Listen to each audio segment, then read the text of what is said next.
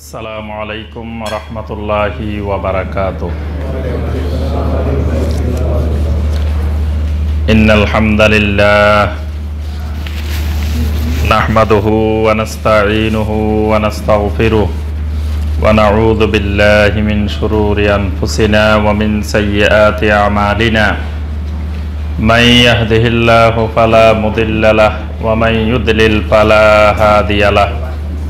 وأشهد أن لا إله إلا الله وحده لا شريك له وأشهد أن محمدا عبده ورسوله يا أيها الذين آمنوا اتقوا الله حق تقاته ولا تموتن إلا وأنتم مسلمون يا أيها الناس اتقوا ربكم الذي خلقكم من نفس واحدة وخلق منها زوجها وبث منهما رجالا كثيرا ونساء واتقوا الله الذي تساءلون به والأرحام إن الله كان عليكم رقيبا يا أيها الذين آمنوا اتقوا الله وقولوا قولا سديدا يصلح لكم أعمالكم ويغفر لكم ذنوبكم ومن يطع الله ورسوله فقد فاز فوزا عظيما أما بعد فإن خير الحديث كتاب الله وخير الهدي هدي محمد صلى الله عليه وسلم وشر الأمور محدثاتها فإن كل محدثة بدعة وكل بدعة ضلالة وكل ضلالة في النار اللهم صل على محمد وعلى آل محمد كما صليت على إبراهيم وعلى آل إبراهيم إنك حميد مجيد اللهم بارك على محمد وعلى آل محمد كما باركت على إبراهيم وعلى آل إبراهيم إنك حميد مجيد সম্মানিত উলামায়ে কেরাম, সম্মানিত দিনদার মুসলিম ভাইয়েরা, আল্লাহ রাব্বুল আলামিনের দরবারে কোটি কোটি শুকরিয়া যে মহান রাব্বুল আলামিন আমাদেরকে সালাতুল মাগরিব বা জামাত আদায় করার পরে আজকের এই গুরুত্বপূর্ণ ইমানি মাজলিসে আমাদেরকে একত্রিত হয়ে কোরআন এবং সুন্নাহ থেকে ঈমান সম্পর্কিত বিষয়ে কিছু কথাবার্তা আলোচনা করার এবং শোনার যে মহান রব্বুল আলামিন আমাদেরকে তৌফিক দিয়েছেন, সে মহান রব্বুল আলামিনের শুকর আদায় করি, সকলে বলি আলহামদুলিল্লাহ। সম্মানিত ভাইয়েরা, আমরা আলহামদুলিল্লাহ এখানে যারা উপস্থিত হয়েছি সবাই আলহামদুলিল্লাহ অনেক উচ্চশিক্ষিত এবং সমাজের বিভিন্ন স্তরে বিভিন্ন পদে বিভিন্ন গুরুত্বপূর্ণ পদে দায়িত্ব পালন করেছি। সামাজিক অত্যন্ত উচ্চ মর্যাদার পদে আমরা সমাসীন। তো আলহামদুলিল্লাহ আমরা এই ভাইদের সামনে এই এলাকায় আমরা যে বিষয়গুলো ধারাবাহিক আলোচনা করে যাচ্ছি, আমরা প্রথম প্রোগ্রামে প্রথম দিনেই আমরা এই বিষয়টা বলেছি যে বিষয়টা হলো ঈমানের সাথে সম্পর্কিত 12টি বিষয়। যে আমাদের সবচেয়ে মূল্যবান, সবচেয়ে দামি, সবচেয়ে গুরুত্বপূর্ণ সম্পদ হলো আমাদের ঈমান। আমাদের মূল্যবান সম্পদগুলোকে রক্ষণাবেক্ষণ করার জন্য যেমন আমরা বিভিন্ন পদক্ষেপ গ্রহণ করি, ঈমান ঠিক এরকম একটি মূল্যবান মহাসম্পদ। এই ঈমানকেও রক্ষণাবেক্ষণ করার জন্য, ঈমানকে রক্ষা করার জন্য এরকম বিভিন্ন ধরনের ব্যবস্থাপনা আমাদের প্রয়োজন রয়েছে। এজন্য ঈমানি শিক্ষা সকল শিক্ষার আগেই ফরজ। আল্লাহ রাব্বুল আলামিন ঈমান শিক্ষার জন্য কোরআনে কারিমে সরাসরি আল্লাহ পাক নির্দেশ দিয়েছেন। সূরা মুহাম্মাদের 19 নম্বর আয়াতে আল্লাহ রাব্বুল আলামিন বলেন, ফালাম আন্নাহু লা ইলাহা ইল্লাল্লাহ। ইলম শিখো, জেনে নাও, বুঝে নাও, ভালো করে শিখে নাও, আন্নাহু লা ইলাহা ইল্লাল্লাহ, আল্লাহ ছাড়া সত্যিকারের হক কোনো মাবুদ নাই। এই বিষয়টা শিখো, জানো, বুঝো। তাহলে লা ইলাহা ইল্লাল্লাহটা জানার বিষয়, বুঝার বিষয়, শিখার বিষয়। লা ইলাহা ইল্লাল্লাহর ইলমবিহীন কেউ যদি সারা জীবনও লা ইলাহা ইল্লাল্লাহ বলে, তারপরেও আল্লাহর এই বান্দা ইমানদার হতে পারবে না। লা ইলাহা ইল্লাল্লাহকে জেনে বুঝে শিখে কেউ যদি বলে, তাহলে সেই লোক ইমানদার। এজন্য ইমানের 9টি আহকামের মধ্যে, শর্তের মধ্যে 1 নম্বর শর্তই হলো আল ইলম, ইমানের জ্ঞান, ইমানের ইলম লাগবে। আর ইমানের ইলম না থাকলে ওই ব্যক্তি যত বড় জ্ঞানী হোক, সে লোক জাহেল। কোরআন এবং সুন্নাহর ভাষায় তাকে বলা হয় জাহেল। যেমন আবু জাহাল। আবু জাহাল অনেক জ্ঞানী, অনেক শিক্ষিত, অনেক পণ্ডিত, অনেক বড় বুদ্ধিজীবী, কিন্তু তার ভিতরে লা ইলাহা ইল্লাল্লাহর জ্ঞান ছিল না, লা ইলাহা ইল্লাল্লাহর ইলম ছিল না। এই জন্য আল্লাহ রাসূল সাল্লাল্লাহু আলাইহি ওয়াসাল্লাম তাকে বলছেন সে আবু জাহাল। সে জ্ঞানী নয়, পণ্ডিত নয়, বুদ্ধিজীবী নয়, সে একজন মূর্খ, মূর্খ লোকদের সর্দার, জাহালতের নেতা। আইয়ামে জাহিলিয়ার যুগ, যে যুগটি, এই যুগটি অনেক উচ্চশিক্ষিতদের যুগ। এই যুগ সাহিত্যের যুগ, এই যুগ পাণ্ডিত্যের যুগ। এই যুগে আরবি সাহিত্যের এমন এমন সাহিত্য রচিত হয়েছে, যে সাহিত্য আজ পর্যন্ত পৃথিবীতে রচিত হয় নাই। তাহলে সেই যুগটা হওয়ার কথা পৃথিবীর সবচেয়ে বড় পাণ্ডিত্যের যুগ, কিন্তু আমরা ইসলামের ইতিহাসে ওই যুগটাকে বলি জাহেলি যুগ। তাহলে লেখাপড়ার অভাব নাই, শিক্ষার অভাব নাই, সাহিত্যের অভাব নাই, কবির অভাব নাই, পণ্ডিতের অভাব নাই। জোহাইর বিন আবি সুলমার পরিবারে, এক বংশে, এক বাড়িতে 70 জন কবি ছিল। ওই বাড়িতে কবিতা ছাড়া কোনো কথা বলতো না। মহিলারাও কবিতা দিয়ে কথা বলতো, পুরুষেরাও কবিতা দিয়ে কথা বলতো। এবং কেউ কারো কাছে খাবার চাইলে, মায়ের কাছে সন্তান খাবার চাইলে, সন্তান কবিতা দিয়ে খাবার চাইতো। মা যদি সন্তানকে ডাকতো, কবিতা দিয়ে সন্তানকে ডাকতো। তাহলে কিরকম পাণ্ডিত্যের যুগ সেই জাহেলি যুগ। কিন্তু আমরা সেই যুগটার নাম দিয়েছি আইয়ামে জাহেলিয়া, জাহেলি যুগ। কারণ এই যুগে লা ইলাহা ইল্লাল্লাহর ইলম ছিল না। সব জ্ঞান ছিল, কিন্তু লা ইলাহা ইল্লাল্লাহর ইলমটা ছিল না। এই ইমানি ইলম যেখানে থাকে না, ওই সমাজটা জাহেলি সমাজ। যে ব্যক্তির কাছে ইমানি জ্ঞান থাকে না, লা ইলাহা ইল্লাল্লাহর ইলম থাকে না, ওই ব্যক্তি যত উচ্চশিক্ষিত হোক, সে মূলত জাহেল। এজন্য আমাদের সব জ্ঞানের বড় জ্ঞান, সব ফরজের বড় ফরজ লা ইলাহা ইল্লাল্লাহর ইলম শিখা, তাওহীদের জ্ঞান শিখা, ঈমানের জ্ঞান শিখা। এই লক্ষ্যে আমরা প্রথম ক্লাসে আমরা বলেছি যে 12টি গুরুত্বপূর্ণ বিষয় রয়েছে, যে বিষয়গুলো ঈমানি জ্ঞানের সাথে, লা ইলাহা ইল্লাল্লাহর ইলমের সাথে সম্পৃক্ত।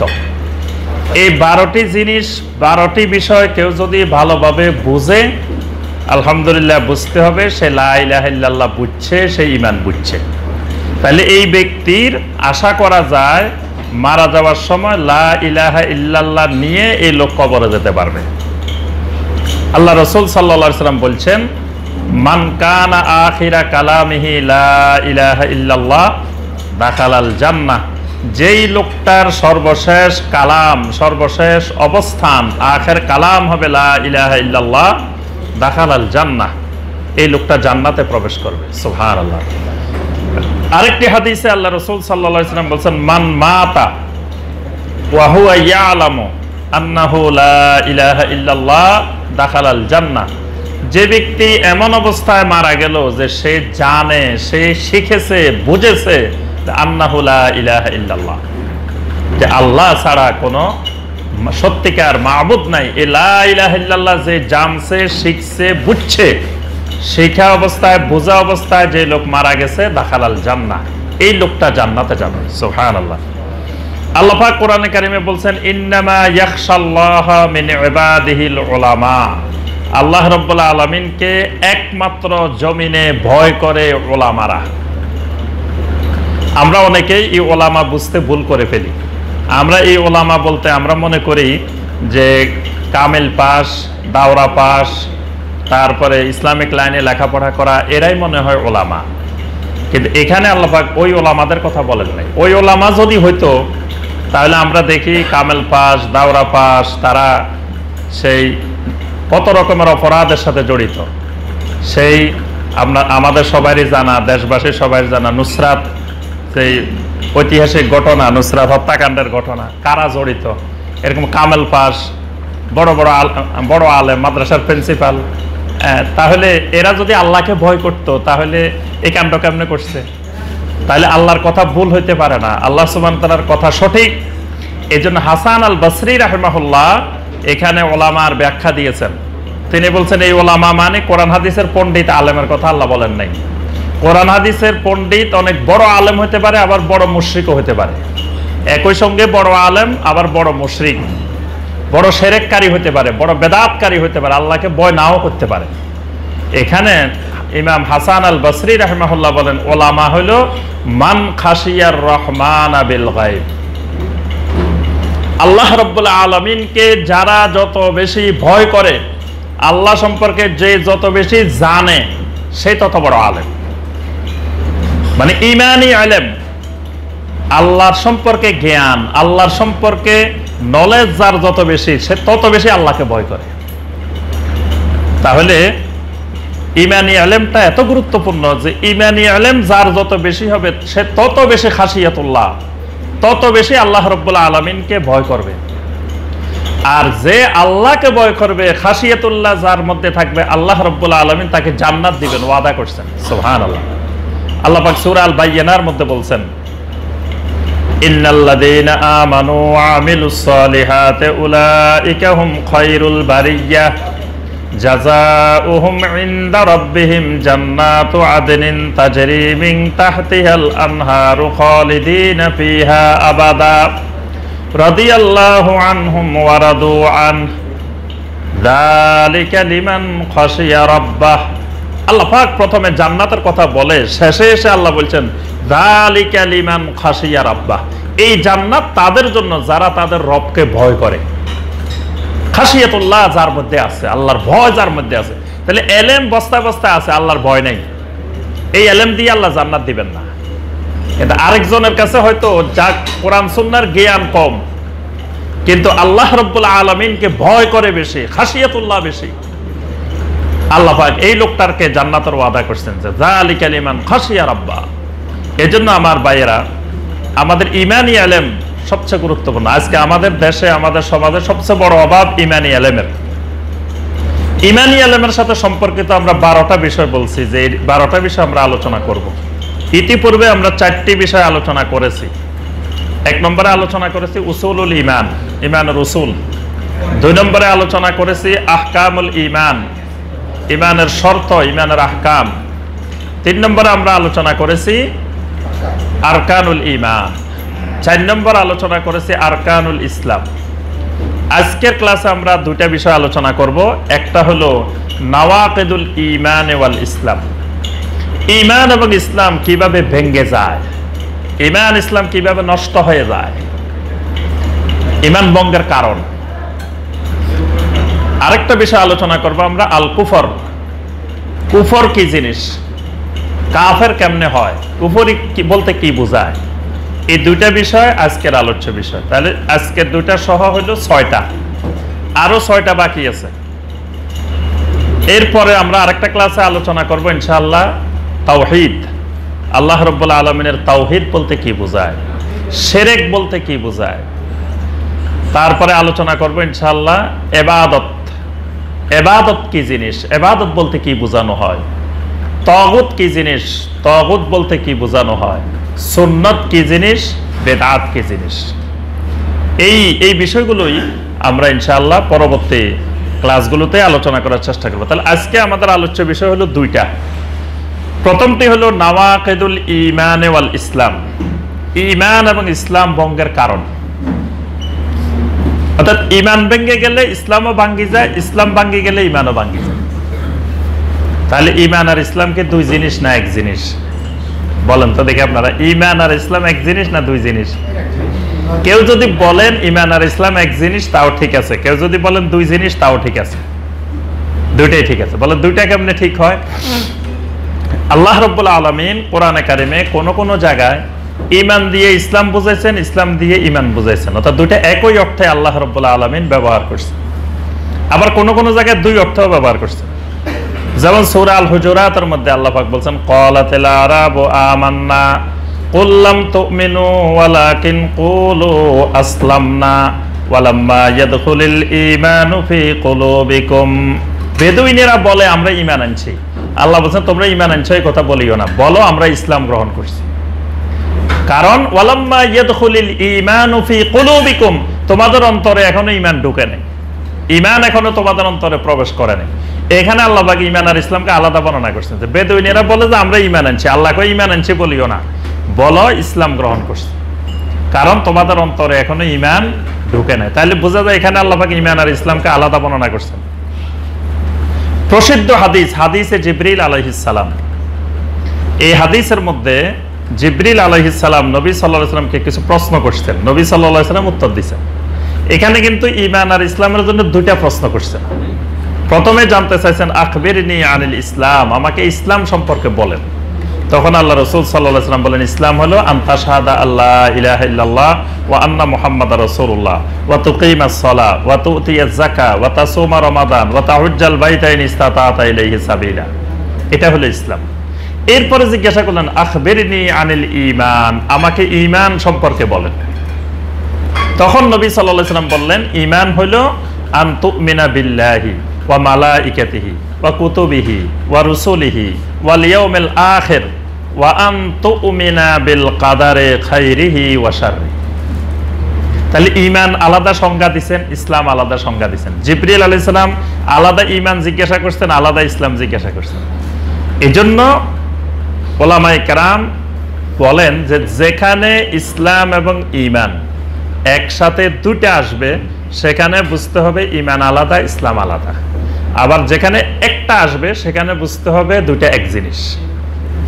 অর্থাৎ অনেক সময় দুইটা এক, আবার অনেক সময় আলাদা। তা আলাদা হলে তখন অর্থ কি বুঝাবে?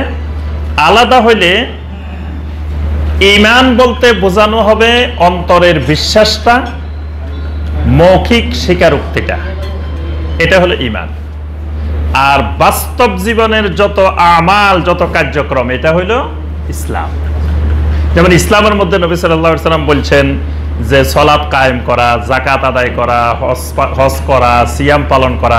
তাহলে বাস্তব জীবনের একজন মুমিনের যত কাজ আছে এগুলো ইসলাম, আর বিশ্বাসটা হলো ঈমান।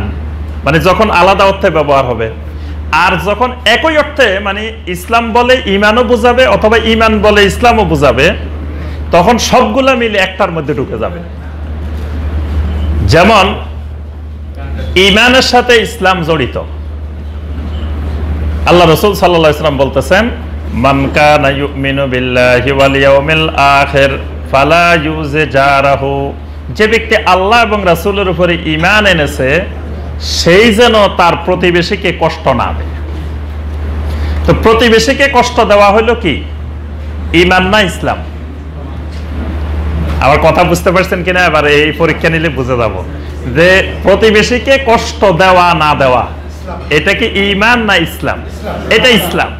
এই তো আলহামদুলিল্লাহ বুঝে গেছেন। আকলমন্দরা ইশারা ভাষা, জ্ঞানী লোকদের সামনে আলোচনা করলে এটাই সুবিধা, যে ইশারা দিলে সব বুঝে যায়।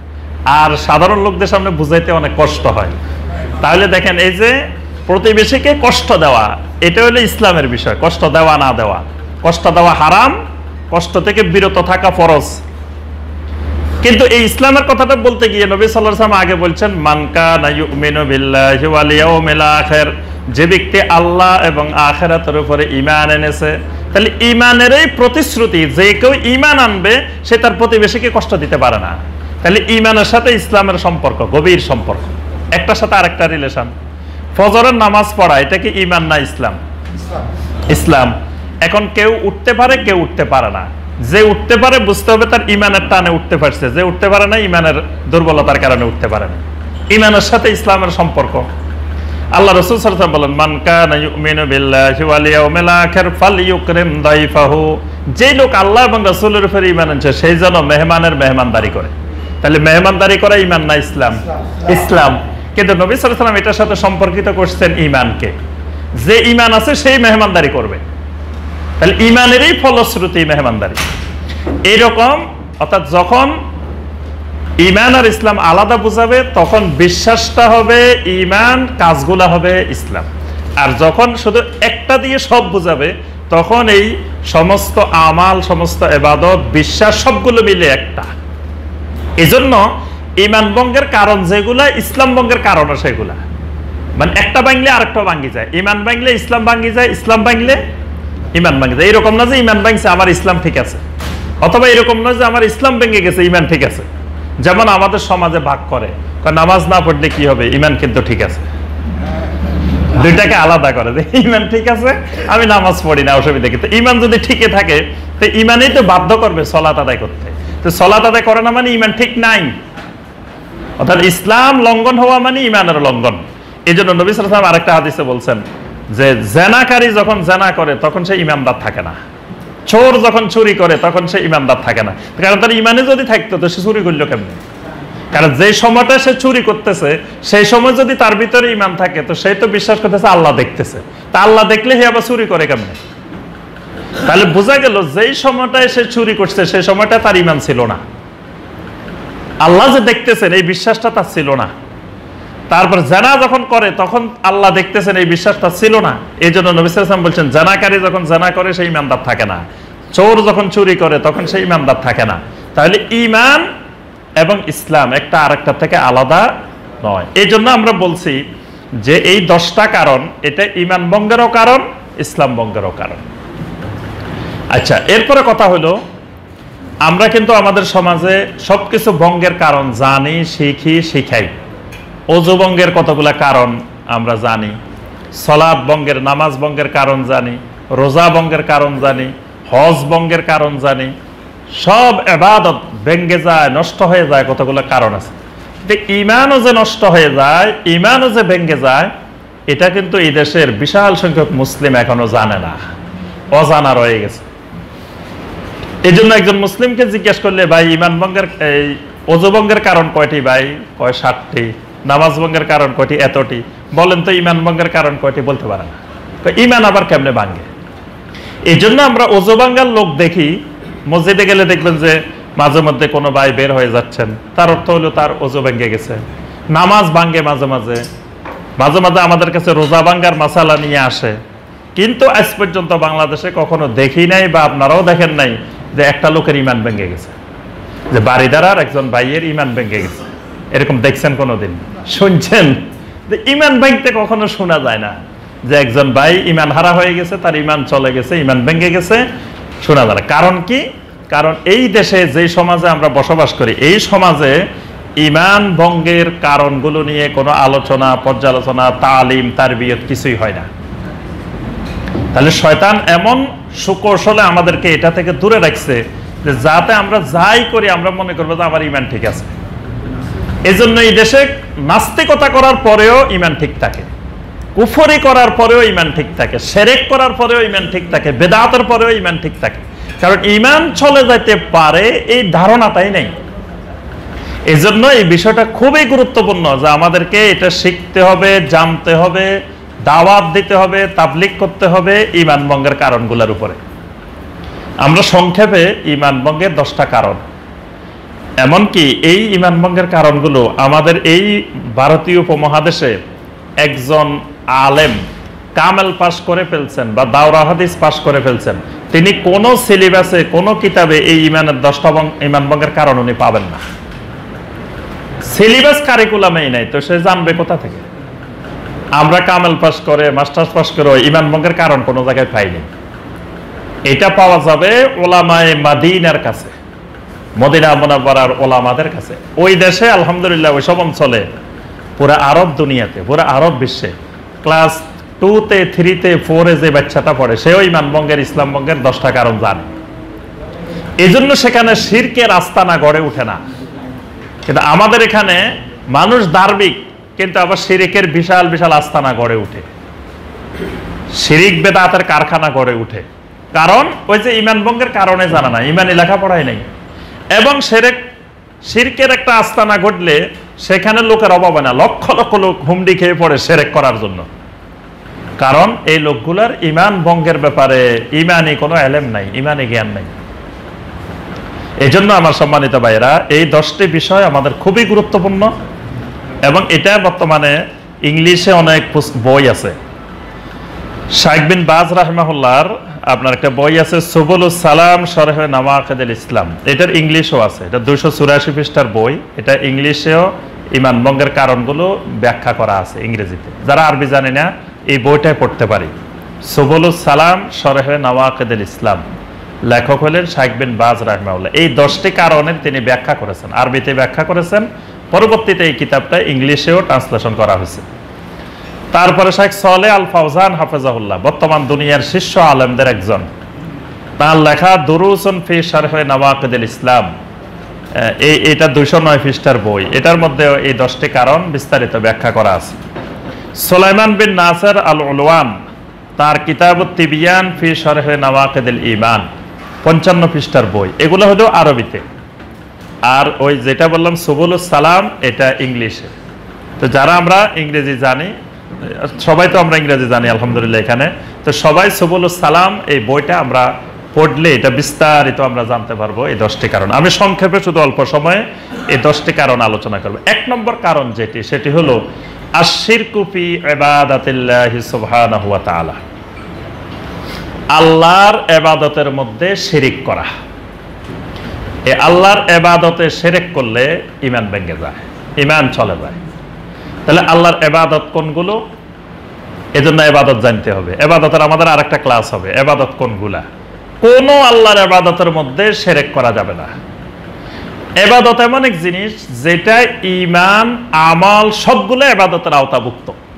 ঈমানও কিন্তু ইবাদতের আওতাভুক্ত। আল্লাহ পাক বলেছেন ওয়ামা খালাকতুল জিন্না ওয়াল ইনসা ইল্লা লিয়াবুদুন, যে আল্লাহ পাক মানুষ আর জিন বানাইছেনই আল্লাহর ইবাদতের জন্য। এই ইবাদতের ভিতরে আমাদের ঈমানও ইবাদত। ইবাদত 5 প্রকারের। একটা ইবাদত হলো ইবাদতে কালবিয়া, কালবের ইবাদত। এই কালবের ইবাদত হলো ঈমান, তাকওয়া, তাওয়াক্কুল, সবর, এগুলো হলো কালবের ইবাদত। এজন্য ইবাদতের ভিতরে আকীদা, বিশ্বাস, সমস্ত আমল, এই সবগুলো আকীদার ইবাদতের অন্তর্ভুক্ত। সুতরাং এই ইবাদতগুলোর মধ্যে একটা শিরক করলে তার ঈমান ভেঙে যাবে, ঈমান নষ্ট হয়ে যাবে। আল্লাহ পাক কোরআনে কারিমে এই ব্যাপারে অসংখ্য আয়াত বলছেন। সূরা আন-নিসার 48 নম্বর আয়াত, ইন্নাল্লাহা লা ইয়াগফিরু আন ইউশরাকা বিহি ওয়া ইয়াগফিরু মা দুনা যালিকা লিমান ইয়াশা। আল্লাহ রাব্বুল আলামিন যাকে ইচ্ছা করবেন তার সমস্ত গুনাহ আল্লাহ মাফ করে দিতে পারেন, সুবহানাল্লাহ। কিন্তু শিরকের গুনাহ আল্লাহ রাব্বুল আলামিন মাফ করবেন না। সূরা আল মায়েদার 72 নম্বর আয়াতে আল্লাহ পাক বলছেন ইন্নাহু মান ইউশরিক বিল্লাহি ফাকাদ হারামাল্লাহু আলাইহিল জান্নাহ ওয়া মাওয়াহুন নার। যে ব্যক্তি আল্লাহর সাথে শিরক করবে আল্লাহ পাক তার জন্য আল্লাহর জান্নাতকে হারাম করে দিবেন। ওয়া মাওয়াহুন নার, তার ঠিকানা হবে জাহান্নামে। তাহলে শিরকের দ্বারা জান্নাত হারাম হয়ে যায়, শিরকের দ্বারা সমস্ত আমল নষ্ট হয়ে যায়। আল্লাহ পাক সূরা আজ-জুমারের 65 নম্বর আয়াতে বলেন ওয়ালাকাদ উহিয়া ইলাইকা ওয়া ইলাল্লাযীনা মিন ক্বাবলিকা লা ইন আশরাকতা লা ইয়াহবাতান্না আমালুক। সমস্ত নবীদেরকে আমি ওহী নাযিল করে বলে দিয়েছি, একটা শিরক করলে আল্লাহ রাব্বুল আলামিন তোমার সমস্ত আমল বরবাদ করে দিবেন, সব আমল নষ্ট হয়ে যাবে শিরকের দ্বারা। তাহলে শিরিক এমন এক অপরাধ যে এটার দ্বারা ঈমান নষ্ট হয়ে যায়, ঈমান ভেঙে যায়, ইসলাম ভেঙে যায়। এবং আল্লাহ পাক আল্লাহর সাথে মোলাকাত করতে হলে শর্ত দিয়েছেন, শিরক করা যাবে না।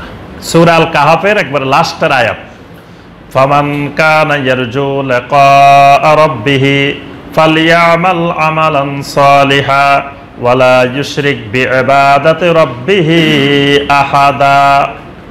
যে ব্যক্তি ফামান কানা ইয়ারজু লিকা রাব্বিহি, তার রবের সাথে সাক্ষাৎ করতে চায়, সাক্ষাতের আশা রাখে, মানে আল্লাহর সাথে দিদার, আল্লাহর সাক্ষাৎ যে চায়, আল্লাহর সাথে বান্দার দেখা হবে।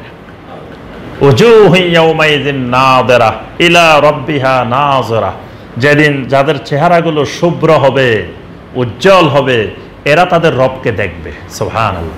নবী সাল্লাল্লাহু আলাইহি ওয়াসাল্লাম বলেন, ইন্নাকুম সাতারাউনা রাব্বাকুম কামা তারাউনা হাযাল কামার।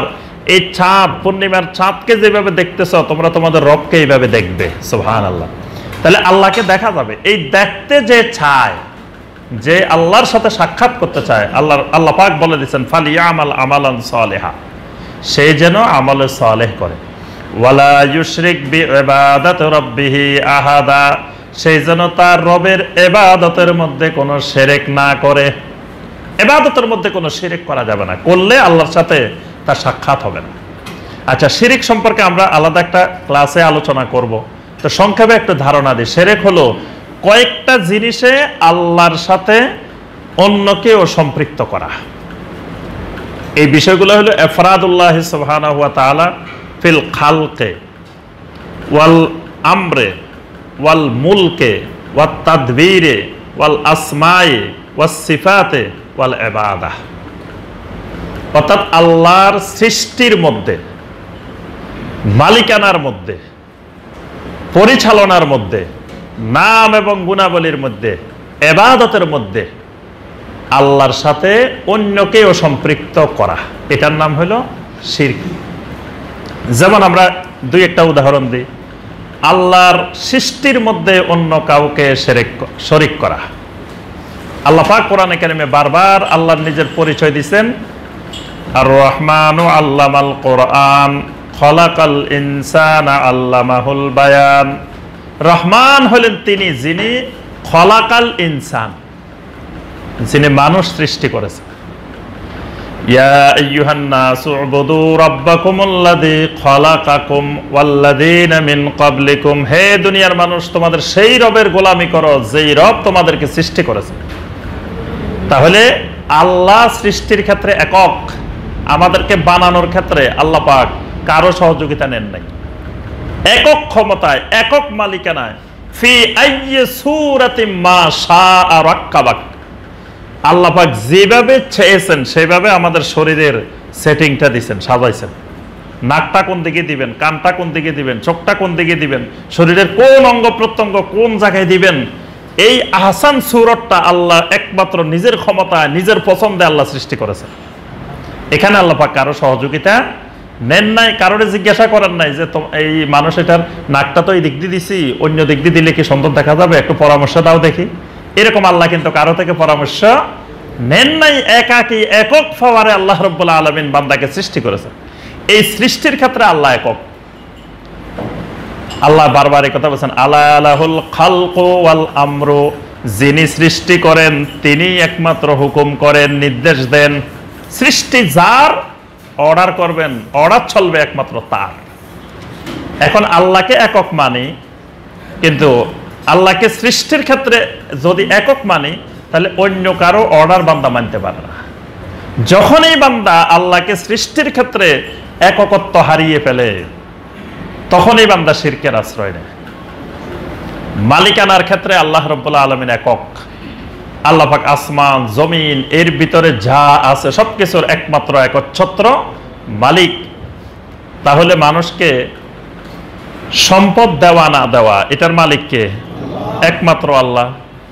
তারপরে এই ছেলে মেয়ে দেওয়া না দেওয়া, সন্তান সন্ততি, এটার মালিক কে? একমাত্র আল্লাহ। জীবন মৃত্যুর মালিক একমাত্র আল্লাহ।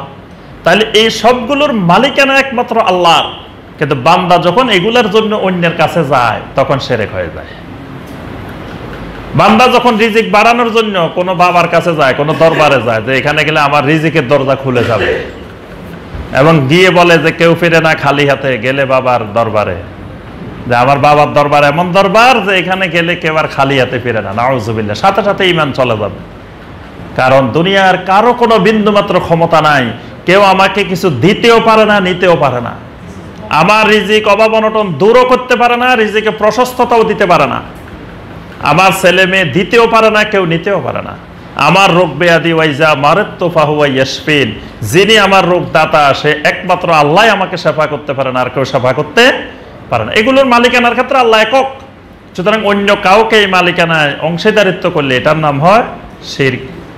তাদবীর, পৃথিবী পরিচালনার ক্ষেত্রে কারো কোনো ক্ষমতা নাই। কেউ যদি সূর্যের ক্ষমতায় বিশ্বাস করে, চন্দ্রের ক্ষমতায় বিশ্বাস করে, নক্ষত্রের ক্ষমতায় বিশ্বাস করে, গাছপালার ক্ষমতায় বিশ্বাস করে, এগুলো তাদবীরের ক্ষেত্রে, পরিচালনার ক্ষেত্রে শিরক। তারপরে আল্লাহর নাম এবং গুণাবলীর ক্ষেত্রে শিরক, ইবাদতের ক্ষেত্রে শিরক। যত ইবাদত আছে সব একমাত্র আল্লাহ রাব্বুল আলামিনের জন্য। সেজদা একটা ইবাদত, সুতরাং কেউ যদি আল্লাহ ছাড়া কারো সামনে সেজদা দেয় তার ঈমান ভেঙে যায়। কোনো কবরে গিয়ে, মাজারে গিয়ে, জীবিত ব্যক্তি, মৃত ব্যক্তি কারো সামনে যদি একটা সেজদা করে, সাথে সাথে তার ঈমান ভেঙে যাবে। কারণ সেজদার মালিক একমাত্র আল্লাহ রাব্বুল আলামিন, আর কেউ ইবাদত পাইতে পারে না। সেজদা একটা ইবাদত, মান্নত একটা ইবাদত। কেউ যদি আল্লাহর জন্য মান্নত করে এটা ইবাদত, কিন্তু কেউ যদি কোনো কবরের জন্য, মাজারের জন্য মান্নত করে তখন তার ঈমান ভেঙে যাবে। কারণ মান্নত একটা ইবাদত, এটা একমাত্র আল্লাহর জন্য করতে হয়, আর কারো জন্য করা যায় না। দোয়া, দোয়া একটা গুরুত্বপূর্ণ ইবাদত। দোয়া মানে চাওয়া। এই চাওয়াটা একমাত্র আল্লাহ রাব্বুল আলামিনের কাছে চাইতে হয় যা দরকার। ইয়্যাকা না'বুদু ওয়া ইয়্যাকা নাস্তাঈন, একমাত্র ইবাদত করি, আপনার একমাত্র সাহায্য চাই আপনার কাছে। সুতরাং আমার বিপদ আপদ, মুসিবত, অভাব অনটন, অভিযোগ যা আছে সব একমাত্র আল্লাহর কাছে। আল্লাহ ছাড়া যখন অন্য কারো কাছে যাই, এই ব্যাপারে ধর্ণা দিই, কারো কাছে চাই যে আমি অমুক মুসিবতে আছি, কষ্ট আছি, আমার বিপদ দূর করে দেন, মুসিবত দূর করে দেন, আমার একটা ছেলে মেয়ে হইতেছে না, ছেলে মেয়ে দেন, তখন এটা হয়ে যায় আল্লাহর ইবাদতের শিরক। এই শিরক করলে তার ঈমান ভেঙে যায়। এটা হলো এক নম্বর কারণ। দুই নম্বর কারণ, মান জাআলা বাইনাহু ওয়া বাইনাল্লাহি ওয়াসাইত, আল্লাহ এবং বান্দার মাঝে কোন মধ্যস্থতাকারী নির্ধারণ করা। ইয়াদউহুম, ওই মধ্যস্থতাকারীর কাছে দোয়া করা। ওয়া ইয়াসআলুহুমুশ শাফাআহ, মধ্যস্থতাকারীর কাছে শাফাআত চাওয়া। ওয়া ইয়াতাওয়াক্কালু আলাইহিম, মধ্যস্থতাকারীর উপরে তাওয়াক্কুল করা, ভরসা করা। ফাকাদ কাফারা ইজমাআন, সাথে সাথে সে কাফের হয়ে যায়। অর্থাৎ শয়তান পৃথিবীর মানুষকে মাখলুকের উপরে আল্লাহকে কিয়াস করায়, মানে বান্দার কার্যক্রমকে আল্লাহর সাথে তুলনা করায়। যেমন বান্দার দুনিয়াতে বিচার আচার হয়, কোর্টে ধরেন একটা বিচার চলতেছে, তো সেখানে বিচার চলতেছে, বাদী বিবাদী কিন্তু সেখানে একাকী যাইতে পারে না, উকিল নিয়োগ করতে হয়, উকিল লাগে, আইনজীবী লাগে। তো বান্দাকে শয়তান এই সৃষ্টির এই অবস্থাটা দেখায়, বান্দাকে বুঝায় যে দেখো তোমার একটা বিচার এখানে হাইকোর্টে চলতেছে, জজ কোর্টে চলতেছে, এখানে তোমার উকিল ছাড়া, ব্যারিস্টার ছাড়া এখানে মামলা পরিচালনা করা যায় না। তো কাল কিয়ামতের ময়দানে তোমার বিচার হবে, কঠিন বিচার। সেই বিচারের দিনে তোমার উকিল নিয়োগ না দিলে, ব্যারিস্টার নিয়োগ না দিলে তো তুমি থেকে যাবা, তোমার বিচার সেদিন কি হবে। শয়তান মানুষের মধ্যে এই শিরকি ধারণাটা ঢুকানোর জন্য চেষ্টা করে। কিন্তু যিনি ইমানদার, যিনি তাওহীদের অধিকারী, তিনি বুঝেন যে আরে আমার এই বিচার আর এই বিচার তো কোনোদিন তুলনা হয় না। কারণ এই বিচারক আমি যে অপরাধ করছি না করছি এটা উনি জানা না, দেখে নাই। উনি সাক্ষী, বিবাদী, বিভিন্ন কিছু আলামত ঠিক করে তারপরে উনি সিদ্ধান্ত নেন। কিন্তু আমার আল্লাহ যে বিচার করবেন, আমার আল্লাহ সরাসরি দেখছেন আমি অপরাধটা করছি না করছি। আল্লাহ তো দেখছেন, তো দেখছেন, আবার আল্লাহ পাক কিরামান কাতিবিন দিয়ে লিখে রাখছেন, সাক্ষী আছে, সব আছে, আর কিচ্ছুর দরকার নাই। স্বয়ং আল্লাহ রাব্বুল আলামিন দেখছেন আমি অপরাধটা যে করছি। তাহলে ওই বিচার আর এই বিচার এক হইল নাকি? এই জন্য মাখলুকের বিষয় আর খালেকের বিষয়, আল্লাহর বিষয় আর বান্দার বিষয় এক না। কিন্তু যখন বান্দার বিষয়গুলোকে আল্লাহর সাথে তুলনা করে ফেলায় তখন শিরক হয়ে যায়, ঈমান ভেঙে যায়। তারপরে আবার একজন আরেকজনের কয় যে শোনো, যে আল্লাহকে পাইতে হইলে মাধ্যম লাগবে, মধ্যস্থ থাকারে লাগবে, না হয় তুমি আল্লাহকে পাইবা কেমনে? এই জন্য যুগে যুগে মুশরিকেরা আল্লাহর নিকটবর্তী হওয়ার জন্য মাধ্যম ধরত, মধ্যস্থতাকারী ধরত, যে এই লোকটাকে ধরলে এই লোকটা আমাকে আল্লাহ পর্যন্ত পৌঁছাই দিব। এরপর আবার এই লোকের কাছে আমি চাইলে এই লোক সময় সুযোগ মতো আল্লাহর কাছ থেকে আমার যে কোনো কিছু আদায় করে দিবে। মানে এই লোক আল্লাহর এত নিকটবর্তী হয়ে গেছে, এই লোক এত পাওয়ারফুল হয়ে গেছে, এখন আমি এই লোকের ধরলে আর আল্লাহরে ধরা লাগবে না, নাউজুবিল্লাহ। কারণ এই লোক তো আল্লাহর পিএস হয়ে গেছে, আল্লাহর অ্যাসিস্ট্যান্ট সহকারী হয়ে গেছে। সুতরাং এই লোকের ধরলে এই লোকটা সুযোগ মতো আল্লাহ থেকে আমাকে নিয়ে দিবে। দুই ধরনের বিশ্বাস, একটা হলো এই লোক সরাসরি দিতে পারে, এই জাতীয় বিশ্বাসও আছে যে আল্লাহরে বলা লাগে না, আমার ওলি এত পাওয়ারফুল হয়েছে, আমাদের পীর সাহেব হুজুর উনি আল্লাহরে বলা লাগে না, নিজেই দিতে পারে, এরকমও অনেকের বিশ্বাস আছে। কয় আব্দুল কাদের জিলানী রহমতুল্লাহ আলাইহি এত পাওয়ারফুল যে অনেকের রূহ কবজ করে মালাকুল মাউত আল্লাহর কাছে যাইতেছিল, উনি মালাকুল মাউতের দড়ি সমস্ত রূহ কাড়ি লই ফেলছে, আল্লাহর কাছে যাইতে দেয় নাই। মানে এত পাওয়ারফুল যে মালাকুল মাউত থেকে সব রূহ কেড়ে লই ফেলছে। তারপরে কেউ জান্নাত চাইলে তারা জান্নাত লিখে দেয়, জান্নাতও লিখে দেয় নাকি, এরকম ওলিও নাকি জমিনে আছে, জান্নাত লিখে দেয়, নাউজুবিল্লাহ। তাহলে এটা হলো ওই ব্যক্তিটাকে পাওয়ারফুল বানাই ফেলছে, এটা হলো এক ধরনের। আরেক ধরনের হলো কয় না, আমাদের পীর সাহেব আমাদের হুজুর আসলে কিছুই দিতে পারে না, সব দে আল্লাহ। তবে শুনেন যে রাষ্ট্রপতির কাছে প্রধানমন্ত্রীর কাছে আপনার একটা ফাইল যাইব, আপনি সরাসরি নিয়ে গেলে এটাকে জীবনেও স্বাক্ষর করাইতে পারবেন না, এটা আপনি ওই অফিসের পিএস আছে, পিয়ন আছে, বিভিন্ন জন আছে, এদেরকে ধরবেন, এদের ওয়াইফকে কিছু ঘুষ দিবেন, হাদিয়ে দিবেন, এদেরকে দিবেন, দিলে এরা সময় সুযোগ মতো ফাইলটা পাস করাই দিবে। তাইলে আমাদের হুজুর আল্লাহর এত নিকটবর্তী হয়ে গেছে যে আপনি ওনারে ধরবেন, বাস আপনার যা দরকার আল্লাহ থেকে সুযোগ মতো আপনারে লই দিব। এটাও আরেক শিরকি ধারণা। এই জন্য এইরকম মধ্যস্থতাকারী কেউ যদি বানায় যে কিয়ামতের দিন সুপারিশ করে আমাকে জান্নাতে নিয়ে যাবে, কিয়ামতের দিন আমাদের হুজুর পীর সাহেব হুজুর আমাদের আল্লাহর ওলি তিনি এত ক্ষমতাশালী, ওনার সাথে লাইন ধরলেই বাস কয় শুনেন আমরা হইলাম সব ট্রেনের খালি বগি, আর আমাদের হুজুর হইল ইঞ্জিন, ইঞ্জিনের সাথে খালি আটকাই দিবেন, বাস কিয়ামতের দিন টানি আপনারা জান্নাতে নিয়ে যাব, এক টানে সব চলে যাবেন। কিন্তু আপনি বগির সাথে খালি বগি নিয়ে বসে আছেন, ইঞ্জিনের সাথে আটকান নাই, তো জান্নাতে যাবেন কেমনে? আবার কেউ কেউ শুনেন আমাদের হুজুরেরা কিন্তু কিয়ামতের দিন বিশাল বিশাল জাহাজ, লঞ্চ এগুলো ভাড়া করে রাখছে। তাহলে আমাদের হুজুরদের সাথে কানেকশন, আপনি ওই লঞ্চে উঠে জান্নাতে চলে যাবেন। কিন্তু জান্নাতে যাওয়ার জন্য কিয়ামতের দিন কোন সাগর, নদী, লঞ্চ চলার, ট্রেন চলার, বাস চলার রাস্তা আছে? ফুলসেরাত পার হয়ে জান্নাতে যাইতে হবে। ওই ফুলসেরাতের উপর দিয়ে কোন ট্রেনও চলে না, বাসও চলে না, লঞ্চও চলে না, ওইটা তো জাহান্নাম, নিচে তো জাহান্নাম, জাহান্নামে দিয়ে চলবো কেমনে? জাহান্নামের উপর দিকে ট্রেন চলতে পারে, বাস চলতে পারে, তারপরে জাহাজ চলতে পারে, এগুলো তো সব জাহান্নামে জ্বলি শেষ হয়ে যাবে। আর ফুলসেরাতটা খুব কঠিন একটা রাস্তা, কঠিন একটা সারাত, কঠিন একটা সেতু। তাহলে কেউ কেউ এই আশায় শিরক করে, মধ্যস্থতাকারী ধরে। আল্লাহ রাসূল সাল্লাল্লাহু আলাইহি ওয়াসাল্লাম মক্কার মুশরিকদেরকে জিজ্ঞাসা করছেন, এই তোমরা এরকম মধ্যস্থতাকারী ধরছো কেন? সরাসরি আল্লাহর কাছে চাও। তখন তারা যে উত্তরগুলো দিত, আল্লাহ পাক কোরআনে কারিমে উত্তরগুলোর কথা বলছে। সূরা জুমারের 2 এবং 3 নম্বর আয়াত, ওয়াল্লাযীনা ইত্তাখাযু মিন দুনিহি আউলিয়া মা না'বুদুহুম ইল্লা লিয়ুকাররিবুনা ইলাল্লাহি যুলফা।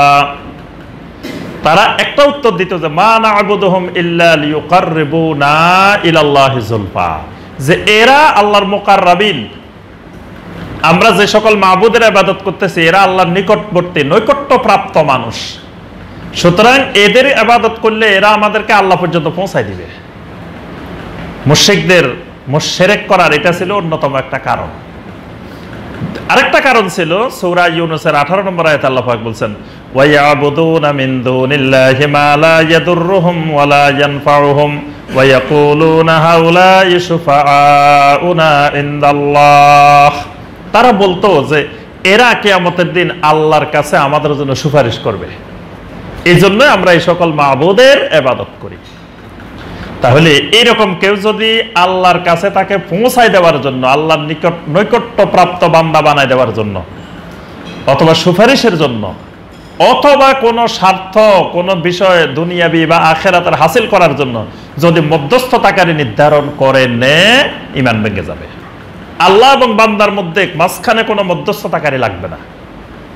তবে আমরা আলেম ওলামার কাছে, যারা কোরআন সুন্নাহর বিশেষজ্ঞ আলেম, আহলুল ইলম, তাদের কাছে যাব, তাদের সাথে সম্পর্ক রাখবো ইলম শিখার উদ্দেশ্যে, দ্বীন শিখার উদ্দেশ্যে। তাদের সাথে অবশ্যই তাদের সাথে সম্পর্ক রাখতে হবে, সোহবত লাগবে, তাদের থেকে দ্বীন শিখতে হবে, ইলম শিখতে হবে, জান্নাতে যাওয়ার রাস্তা শিখতে হবে, এগুলো অবশ্যই তাদের সাথে শিখতে হবে। কিন্তু তাদেরকে মধ্যস্থতাকারী বানানো যাবে না। মানে আল্লাহ আর আমার মাঝে উনি মধ্যস্থতাকারী, এই মধ্যস্থতাকারী বানাইলে সেটা শিরক। মধ্যস্থতাকারী ছাড়া যারা কোরআন সুন্নাহর বিশেষজ্ঞ, কোরআন সুন্নাহর আলেম, তাদের কাছ থেকে আমরা ইলম নিব, ইলম শিখব, তাদের কাছ থেকে আমল শিখব, তাদের কাছ থেকে আমরা জান্নাতের যাওয়ার উপায়, জাহান্নাম থেকে বাঁচার উপায়, এগুলো শিখব।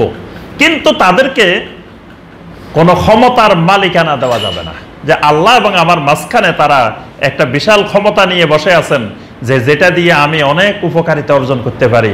এইরকম নির্ধারণ করলে, বিশ্বাস পোষণ করলে ঈমান ভেঙে যায়। 3 নম্বর, মাল্লাম ইউকাফিরুল মুশরিকিন, কেউ মুশরিককে কাফের মনে করে না, কাফেরকে কাফের মনে করে না। আও শাক্কা ফি কুফরিহিম, বা কুফরির ব্যাপারে সন্দেহ পোষণ করে। আও সাহহাহা মাযহাবাহুম, অথবা কাফেরদের মতবাদগুলোকে, কুফরি মতবাদগুলোকে বিশুদ্ধ মনে করে, সহি মনে করে, তার ঈমান ভেঙে যাবে। অর্থাৎ ইসলাম হলো একমাত্র আল্লাহর কাছে মনোনীত দিন। ইসলাম ছাড়া পৃথিবীতে যত দিন আছে সবগুলা কুফরি, কুফরি দিন। কেউ যদি মনে করে যে ইসলামও ঠিক আছে, বাকিগুলো ঠিক আছে, তবে ইসলাম একটু শ্রেষ্ঠ, সবচেয়ে ভালো, বাকিগুলা 2 নম্বরে আছে, 3 নম্বরে আছে, 4 নম্বরে আছে, যে কোনো একটা পালন করলেই মোটামুটি জান্নাতে যাওয়া যায়, নাউযুবিল্লাহ, এই বিশ্বাস কেউ পোষণ করলে সে নিজেই জান্নাতে যেতে পারবে না, তার ঈমান ভেঙে যাবে। কারণ আল্লাহ পাক বারবার বলছেন, ইন্নাদ দীনা ইনদাল্লাহিল ইসলাম, আল্লাহর কাছে একমাত্র দিন ইসলাম। সূরা আলে ইমরানের 85 নম্বর আয়াতে আল্লাহ পাক বলছেন, ওয়া মান ইয়াবতাগি গায়রাল ইসলামি দীনান ফালা ইউকবালা মিনহু, ইসলাম ছাড়া অন্য কোন দিন যদি কেউ অনুসন্ধান করে, তালাশ করে, আল্লাহ পাক সেটা গ্রহণ করবেন না। তাহলে কেউ যদি মুশরিককে মুশরিক মনে না করে, ধরেন মুসলিম না একজন, তাহলে সে কি? মুশরিক, সে কাফের। এখন কয় না না, খবরদার, কারণে কাফের বলা যাবে না। আর কাফের বলা যাবে না, মুসলমানকে কাফের বলা যাবে না। একজন মুসলিম নিজেকে মুসলিম দাবি করেন এবং যথেষ্ট কুফরির মতো বা কাফের হওয়ার মতো, কাফের হইতে হইলে অনেকগুলো শর্ত আছে, ওই শর্তগুলো পাওয়া যায় নাই, ততক্ষণ পর্যন্ত তাকে কাফের বলা যাবে না। এটা বললে এটাকে বলা হয় তাকফিরি ফিতনা। এই তাকফিরি ফিতনা ইসলামে হারাম, এবং নবী সাল্লাল্লাহু আলাইহি ওয়াসাল্লাম বলেছেন, ইজা কাফারা আহাদুকুম ফাকাদ বাআ বিহা আহাদুহুমা, একজন মুসলিম যদি আরেকজন মুসলিমকে কাফের বলে, তাহলে যে কোনো একজন কাফের হয়ে মারা যাবে। মানে আমি যাকে কাফের বললাম, তিনি যদি সত্যিকার কাফের না হন, তা আমি কাফের হয়ে মারা যাব। এই জন্য তাকফির করা ইসলামে নিষিদ্ধ, যে এক মুসলিম আরেক মুসলিমকে কাফের বলা যাবে না। তবে আপনার ভিতরে যদি আমি কুফরি কর্মকাণ্ড দেখি, তা আমি বলবো যে ভাই আপনার এই কাজটা কুফরি, তবে আপনাকে কাফের বলবো না। আপনার কাজটা কুফরি, কিন্তু আপনি কাফের না। কারণ আপনাকে কাফের এই জন্য বলবো না, কারণ আপনি কুফরি জিনিসটা বুঝতে পারলে আপনি যে কোনো সময় কুফরি থেকে তওবা করবেন, শিরক থেকে তওবা করবেন, তাহলে আপনি আর কাফের হবেন না। এজন্য আপনার কর্মকাণ্ডটা কুফরি, কিন্তু আপনাকে কাফের বলা যাবে না। এটা মুসলিমের ক্ষেত্রে, কিন্তু যিনি অমুসলিম তিনি তো কাফেরই, তাকে কাফের বলতে আবার সন্দেহ পোষণ করলে ঈমান থাকবে না। অর্থাৎ মুসলিম ছাড়া যিনি নিজেকে মুসলিম দাবি করেন না, তারা সবাই কোরআন সুন্নাহর দৃষ্টিতে কাফের, তারা সবাই মুশরিক। তাহলে মুশরিককে মুশরিক মনে না করলেও ঈমান চলে যায়। মুশরিকের ব্যাপারে সন্দেহ করলে কাফের কিনা এটা সন্দেহ করে, তাও ঈমান চলে যায়। আবার যদি কাফেরদের কোনো মতবাদ, কুফরি কোনো মতবাদ, কুফরি অনেক মতবাদ আছে, অনেক চিন্তাধারা আছে, এই নাস্তিক্য মতবাদ, কুফরি যত মতবাদ আছে, এইগুলোর যে কোনো একটাকে কেউ যদি বিশুদ্ধ মনে করে, না এটা ঠিক আছে, তাহলে ঈমান চলে যাবে। 4 নম্বর ঈমান ভঙ্গের কারণ, মান ইতাকাদা আন্না হুদা গায়রান নবী সাল্লাল্লাহু আলাইহি ওয়াসাল্লাম আকমালুন মিন হাদিহি। কেউ যদি এই বিশ্বাস করে যে নবী সাল্লাল্লাহু আলাইহি ওয়াসাল্লামের হেদায়েতের চাইতে অন্য হেদায়েত পরিপূর্ণ, অর্থাৎ নবী সাল্লাল্লাহু আলাইহি ওয়াসাল্লামের সুন্নতের চাইতে অন্য একটা আদর্শ বেশি সুন্দর। যেমন নবী সাল্লাল্লাহু আলাইহি ওয়াসাল্লামের আদর্শ হলো দাড়ি রাখা, দাড়িটা নবী সাল্লাল্লাহু আলাইহি ওয়াসাল্লামের সুন্নাহ। কেউ যদি মনে করে দাড়িওয়ালা মানুষের চাইতে দাড়িবিহীন মানুষ সুন্দর, ঈমান ভেঙে গেছে। কারণ নবী সাল্লাল্লাহু আলাইহি ওয়াসাল্লামের আদর্শের চাইতে বিজাতীয় আদর্শকে, অন্য কুফরি মত আদর্শকে, ইসলামের বহির্ভূত আদর্শকে সে সুন্দর মনে করছে। এটা কিন্তু খুব সূক্ষ্ম বিষয়। এবং অনেক জায়গায় দেখা যায় মেয়ের বিয়ের জন্য আসছে, দাড়িওয়ালা ছেলের কাছে বিয়ে দেয় না, দাড়িওয়ালা ছেলের চাইতে দাড়িবিহীন ছেলেকে অগ্রাধিকার দিচ্ছে। এ লোকের ঈমান ভেঙে গেছে, কারণ সে তার দাড়ির চাইতে দাড়িবিহীনটাকে সুন্দর মনে করছে। অথচ আল্লাহ রাসূল সাল্লাল্লাহু আলাইহি ওয়াসাল্লামের হেদায়েত হইল দাড়িওয়ালা মানুষ এই জমিনে সবচেয়ে সুন্দর। কারণ সমস্ত নবীরা, সমস্ত আম্বিয়া আলাইহিমুস সালাম দাড়িওয়ালা ছিলেন, সমস্ত সাহাবায়ে কেরাম দাড়িওয়ালা ছিলেন, দাড়িবিহীন একজন সাহাবীও ছিলেন না। তাহলে কেউ যদি এই নবী সাল্লাল্লাহু আলাইহি ওয়াসাল্লামের সুন্নতের চাইতে অন্য কিছুকে সুন্দর মনে করে, অন্য আদর্শকে ভালো মনে করে, নবী সাল্লাল্লাহু আলাইহি ওয়াসাল্লামের যত সুন্নাহ আছে, এটা তো একটা বললাম, আরো পুরা জিন্দেগির মধ্যে যত নবী সাল্লাল্লাহু আলাইহি ওয়াসাল্লামের সুন্নত আছে, একটা হলো সুন্নত আমল করতে পারতেছেন না, এটা একটা জিনিস। কিন্তু যদি আমল তো করতেছে না, কিন্তু নবী সাল্লাল্লাহু আলাইহি ওয়াসাল্লামের সুন্নতের চাইতে ওই বিজাতীয় আদর্শটাকে বেশি সুন্দর মনে করতেছে, এই মনে করাটা, বিশ্বাস করাটা, এটা হলো ঈমান ভঙ্গের কারণ। আবার একজনে আমল করে কিন্তু মনে মনে দেখতে পারে না, পছন্দ করে না। যেমন একজনে ধরেন বুড়া হয়ে গেছে, বয়স 70 বছর 80 বছর হয়ে গেছে, তো এখন দাড়ি না রাখলে কেমন কেমন দেখা যায়। ছেলে বিয়ে করাইছে, মেয়ে বিয়ে দিচ্ছে, সবাইকে মেয়ে আপনি এরকম হয়েছে, দাড়ি রাখেন না, তো হে দাড়িটা রাখছে, কিন্তু মনে মনে দাড়ি পছন্দ করে না। এই লোক আমল করার পরেও কাফের, মানে দাড়ি আছে, দাড়ি থাকিও সে কিন্তু মুশরিক, সে কাফের, তার ঈমান নাই। কারণ সে রাখছে মূলত আল্লাহর উদ্দেশ্যে বা সুন্নাহ মনে করে রাখে নাই, সমাজের বাধ্যবাধকতার কারণে রাখছে। তো এই জন্য বলা হয় যে ওয়ালাউ আমেলা বিহি, নিজে আমল করার পরেও তার ঈমান নাই। কোন লোক ধরেন নামাজ পড়ে না, সে নামাজ পড়া দেখতেও পারে না, নামাজ পড়া ভালো লাগে না, নামাজকে অপছন্দই করে, কিন্তু মাঝে মধ্যে ঠেকায় পড়লে নামাজ পড়তে হয়। যেমন ধরেন এক জায়গায় এখানে আজকে দোয়া মাহফিল হইতেছে, এখন উনি বড় নেতা, উনি এখানে আসছে দোয়া মাহফিলে, তো বাধ্য হয়ে উনি এখানে ঢুকছে, ঢুকে উনি নামাজ পড়ছে। উনি নামাজ পড়িও কিন্তু কাফের, কারণ নামাজটা মনের থেকে আল্লাহর ভয়ে পড়ে নাই, এখানে অনুষ্ঠানে যোগ দিতে হবে একটা, এই জন্য বাধ্য হয়ে উনি নামাজটা পড়ছেন, আর উপায় নাই কোনো দিকে। এরকম মাঝে মাঝে মানুষ বাধ্য হয়েও এরকম কিছু কিছু কাজ করে।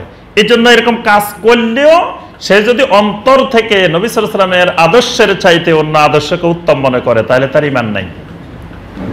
টাকনুর নিচে কাপড় পরা, টাকনুর উপরে পরা, নিচে পরা নবী সাল্লাল্লাহু আলাইহি ওয়াসাল্লামের আদর্শের বিপরীত, টাকনুর উপরে পরা নবী সাল্লাল্লাহু আলাইহি ওয়াসাল্লামের আদর্শ সুন্নাহ।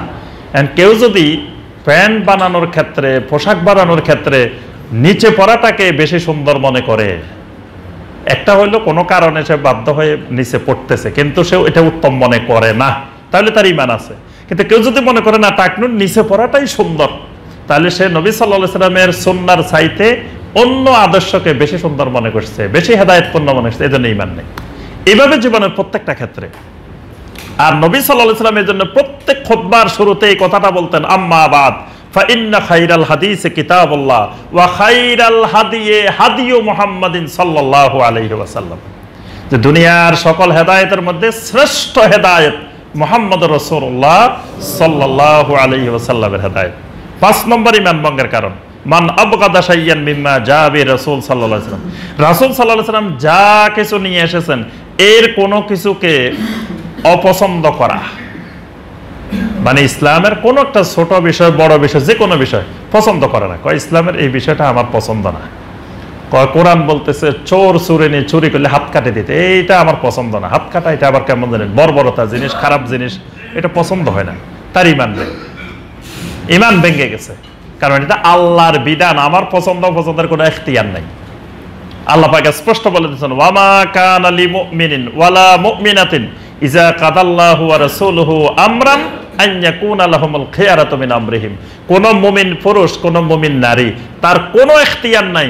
আল্লাহ এবং আল্লাহ রাসূল কোন নির্দেশ দিলে এটা ভালো লাগবে কি খারাপ লাগবে, পছন্দ করবে কি করবে না, মানবে কি মানবে না, এইরকম কোন ইখতিয়ার কোন মুমিন মুমিনাতের নাই। যখন সে ইখতিয়ার করবে যে আমার কাছে এটা ভালো লাগতেছে না, আসলে আল্লাহ বলছে আরই, কিন্তু আসলে আমার কাছে ভালো লাগে না, আল্লাহ রাসূল আসলে করছেন বলছেন কিন্তু আমার কাছে এটা পছন্দের না, তার ঈমান নাই। কারণ আল্লাহ এবং আল্লাহ রাসূল কিছু বলার পরে তার পছন্দ অপছন্দের কোনো ইখতিয়ার নাই। এটা 5 নম্বর ঈমান ভঙ্গের কারণ। 6 নম্বর ঈমান ভঙ্গের কারণ, মান ইস্তাহজা বিশাইয়্যিন মিন দীনি রাসূল সাল্লাল্লাহু আলাইহি ওয়াসাল্লাম।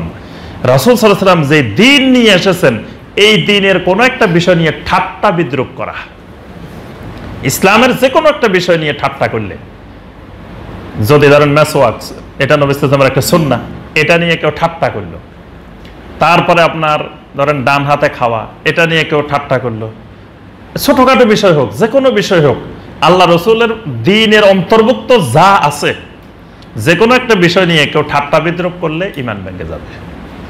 7 নম্বর আস-সিহর, জাদু। জাদু করা, জাদু করানো, জাদুর ক্ষেত্রে সহযোগিতা করা, জাদুর সাথে সম্পর্কিত যত বিষয় আছে এগুলোর দ্বারা ঈমান ভেঙে যায়, এটা কুফরি। 8 নম্বর মুজাহারাতুল মুশরিকিন ওয়া মুআবানাতুহুম আলাল মুসলিমিন। মুশরিকদেরকে সহযোগিতা করা, মুসলিমদের বিরুদ্ধে মুশরিকদেরকে সাহায্য করা, মুশরিকদের সাথে ওয়ালা কায়েম করা, ওয়ালা বন্ধুত্ব, গভীর অন্তরঙ্গ বন্ধুত্ব কায়েম করা ঈমান ভঙ্গের কারণ। আল্লাহ পাক সূরা আল মায়েদার 51 নম্বর আয়াতে বলছেন, ইয়া আইয়ুহাল্লাযীনা আমানু লা তাত্তাখিযুল ইয়াহুদা ওয়ান নাসারা আউলিয়া। হে ঈমানদারগণ, খবরদার ইহুদি এবং নাসারাদেরকে বন্ধু হিসাবে গ্রহণ করিও না। যদি বাদহুম আউলিয়া, তারা নিজেরা একজন আরেকজনের বন্ধু। ওয়া মান ইয়াতাওয়াল্লাহুম মিনকুম ফাইন্নাহু মিনহুম। যদি কেউ ইহুদিদের সাথে, নাসারাদের সাথে, মুশরিকের সাথে ওয়ালা কায়েম করে, বন্ধুত্ব কায়েম করে, তাহলে সে তাদেরই অন্তর্ভুক্ত হয়ে যাবে, অর্থাৎ তার ঈমান নেই। কোন অমুসলিমের সাথে, মুশরিকের সাথে যদি অন্তরঙ্গ বন্ধুত্ব কায়েম করে, ওয়ালা কায়েম করে, তাহলে তার ঈমান ভেঙে যাবে। আল্লাহ রাসূল সাল্লাল্লাহু আলাইহি ওয়াসাল্লাম বলছেন, কেউ যদি মুশরিক দেশে বসবাস করে আর মুশরিকদের সাথে নববর্ষের উৎসব পালন করে, নববর্ষের উৎসব এটা অমুসলিমদের উৎসব। নবী সাল্লাল্লাহু আলাইহি ওয়াসাল্লাম মদিনা যাওয়ার পরে তিনি সেখানে দেখছেন মদিনার লোকেরা নববর্ষের উৎসব পালন করে। আল্লাহ রাসূল সাল্লাল্লাহু আলাইহি ওয়াসাল্লাম সাহাবায়ে কিরামকে নববর্ষের উৎসবের অনুমতি দেন নাই। সেখানে নবান্ন উৎসব পালন করা হতো, নতুন খেজুরের ফসল আসলে, খেজুরের মৌসুম আসলে একটা নবান্ন উৎসব হতো। নবী সাল্লাল্লাহু আলাইহি ওয়াসাল্লাম সেই উৎসবের অনুমোদন দেন নাই, এটা মুশরিকদের উৎসব। এখন কোন মুসলিমও যদি এগুলো পালন করে, যেমন বর্তমানে বার্থডে পালন করে, জন্মদিন, মৃত্যুদিন, এগুলো মুশরিকদের অনুষ্ঠান, এগুলো মুসলিমদের অনুষ্ঠান না, এগুলো পালন করে, তাহলে নবী সাল্লাল্লাহু আলাইহি ওয়াসাল্লাম হুশিরা মাআহুম ইয়াউমাল কিয়ামা, কিয়ামতের দিন তাদের সাথে তার হাসর হবে। তাহলে এই অমুসলিমদের, মুশরিকদের সাথে সম্পর্ক ওয়ালা করলে ঈমান ভেঙে যায়, আর কোন মুসলিমের বিরুদ্ধে মুশরিকদেরকে সহযোগিতা করলে ঈমান ভেঙে যায়। যেমন ধরেন ফিলিস্তিনে আমাদের মুসলিম ভাই বোনদেরকে করুণভাবে, নির্দয়ভাবে বিভিন্ন রকমের নির্যাতন একের পর এক করতেছে কারা? ইহুদিরা। এখন আমি যদি ইহুদিদেরকে সহযোগিতা করি, আমার মুসলিম ভাইদেরকে মারতেছে আর আমি ইহুদিদের পক্ষে সহযোগিতা করতেছি, আমার ঈমান ভেঙে যাবে। আমরা মাঝখানে কোনো কথা বলা যাবে না, আগেই বলে দিছেন। এজন্য মানে যেই কেউ করুক, তিনি যেই দেশের নাগরিক হন, যেই ব্যক্তি হন, যত বড় আল্লাহওয়ালা হন, যত বড় বুজুর্গ হন, তিনি যদি মুসলিমের বিরুদ্ধে মুশরিককে সহযোগিতা করেন, তাহলে তার ঈমান ভেঙে যাবে। ঈমান যে কারো ভাঙতে পারে, বাংলাদেশের মানুষেরও ভাঙতে পারে, ইন্ডিয়ারও ভাঙতে পারে, পাকিস্তানেরও ভাঙতে পারে, সৌদি আরবেরও ভাঙতে পারে, কাতার কুয়েতেরও ভাঙতে পারে। ওই দেশের হলে যে ঈমান ভাঙবে না এই কথা তো কোনো জায়গায় বলা হয় নাই। আবু জেহেল তো ওই দেশের মানুষ, আবু লাহাব তো ওই দেশের মানুষ, তাহলে ওই দেশের হইলে যে সব জান্নাতি হয়ে গেছে, সব ভালো মানুষ হয়ে গেছে, তা তো না।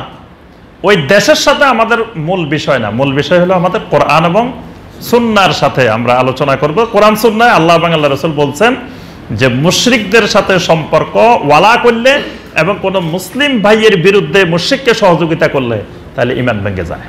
9 নম্বর, কোন ব্যক্তি যদি এই বিশ্বাস পোষণ করে যে কিছু মানুষ সমাজে মুহাম্মদ সাল্লাল্লাহু আলাইহি সাল্লামের শরীয়তের আওতা মুক্ত, তার ঈমান ভেঙে যাবে। মানে কেউ যদি মনে করে যে একটা লোক ইবাদত করতে করতে এমন পর্যায়ে পৌঁছে গেছে এখন আর তার ইবাদত লাগে না, শরীয়ত লাগে না, তাহলে তার ঈমান ভেঙে গেছে। যে এখন সে শরীয়ত লাগে না, এখন সে মারফতে চলে গেছে বা তরিকতে চলে গেছে বা হাকিকতে চলে গেছে, এখন আর শরীয়তের হুকুম আকাম লাগে না। এজন্য দেখবেন কিছু মানুষ আছে নখ একটা 1 ইঞ্চি লম্বা, দাড়ি গোপ, এগুলোর মধ্যে সুন্নতের কোনো আদর্শ নাই, পুরা বডিতে সুন্নতের কোনো কিছুই নাই, তার নামাজ নাই, ঠিক মতো ইবাদত বন্দেগী নেই, তাও সমাজের মানুষ তাদেরকে আল্লাহর ওলি মনে করে। ওই লোক হইল তাগুত। আর যারা তাকে আল্লাহর ওলি মনে করে তাদের সবার ঈমান ভেঙে গেছে, সবার ঈমান চলে গেছে। কারণ নবী সাল্লাল্লাহু আলাইহি ওয়াসাল্লামের শরীয়তের বাহিরে গিয়ে কোন ব্যক্তি কিয়ামত পর্যন্ত আল্লাহর ওলি হইতে পারবে না। সে ইবলিস হতে পারবে, শয়তান হতে পারবে, কিন্তু নবী সাল্লাল্লাহু আলাইহি ওয়াসাল্লামের সুন্নত থেকে চুল পরিমাণ বাহিরে গিয়ে আল্লাহর ওলি হতে পারবে না। আল্লাহর ইবাদুর রহমান হতে হলে, মুখলিসিন বান্দা হতে হলে শতভাগ তাকে সুন্নতের উপরে কায়েম থাকতে হবে। অস্বাভাবিক কর্মকাণ্ড বেলায়েতের দলিল না, অস্বাভাবিক কর্মকাণ্ড ওলি হওয়ার দলিল না। সাহাবায়ে কেরাম লক্ষাধিক ছিলেন, তাদের অস্বাভাবিক কর্মকাণ্ড পুরো হাদিস খুঁজলে 10-12টার বেশি পাওয়া যায় না।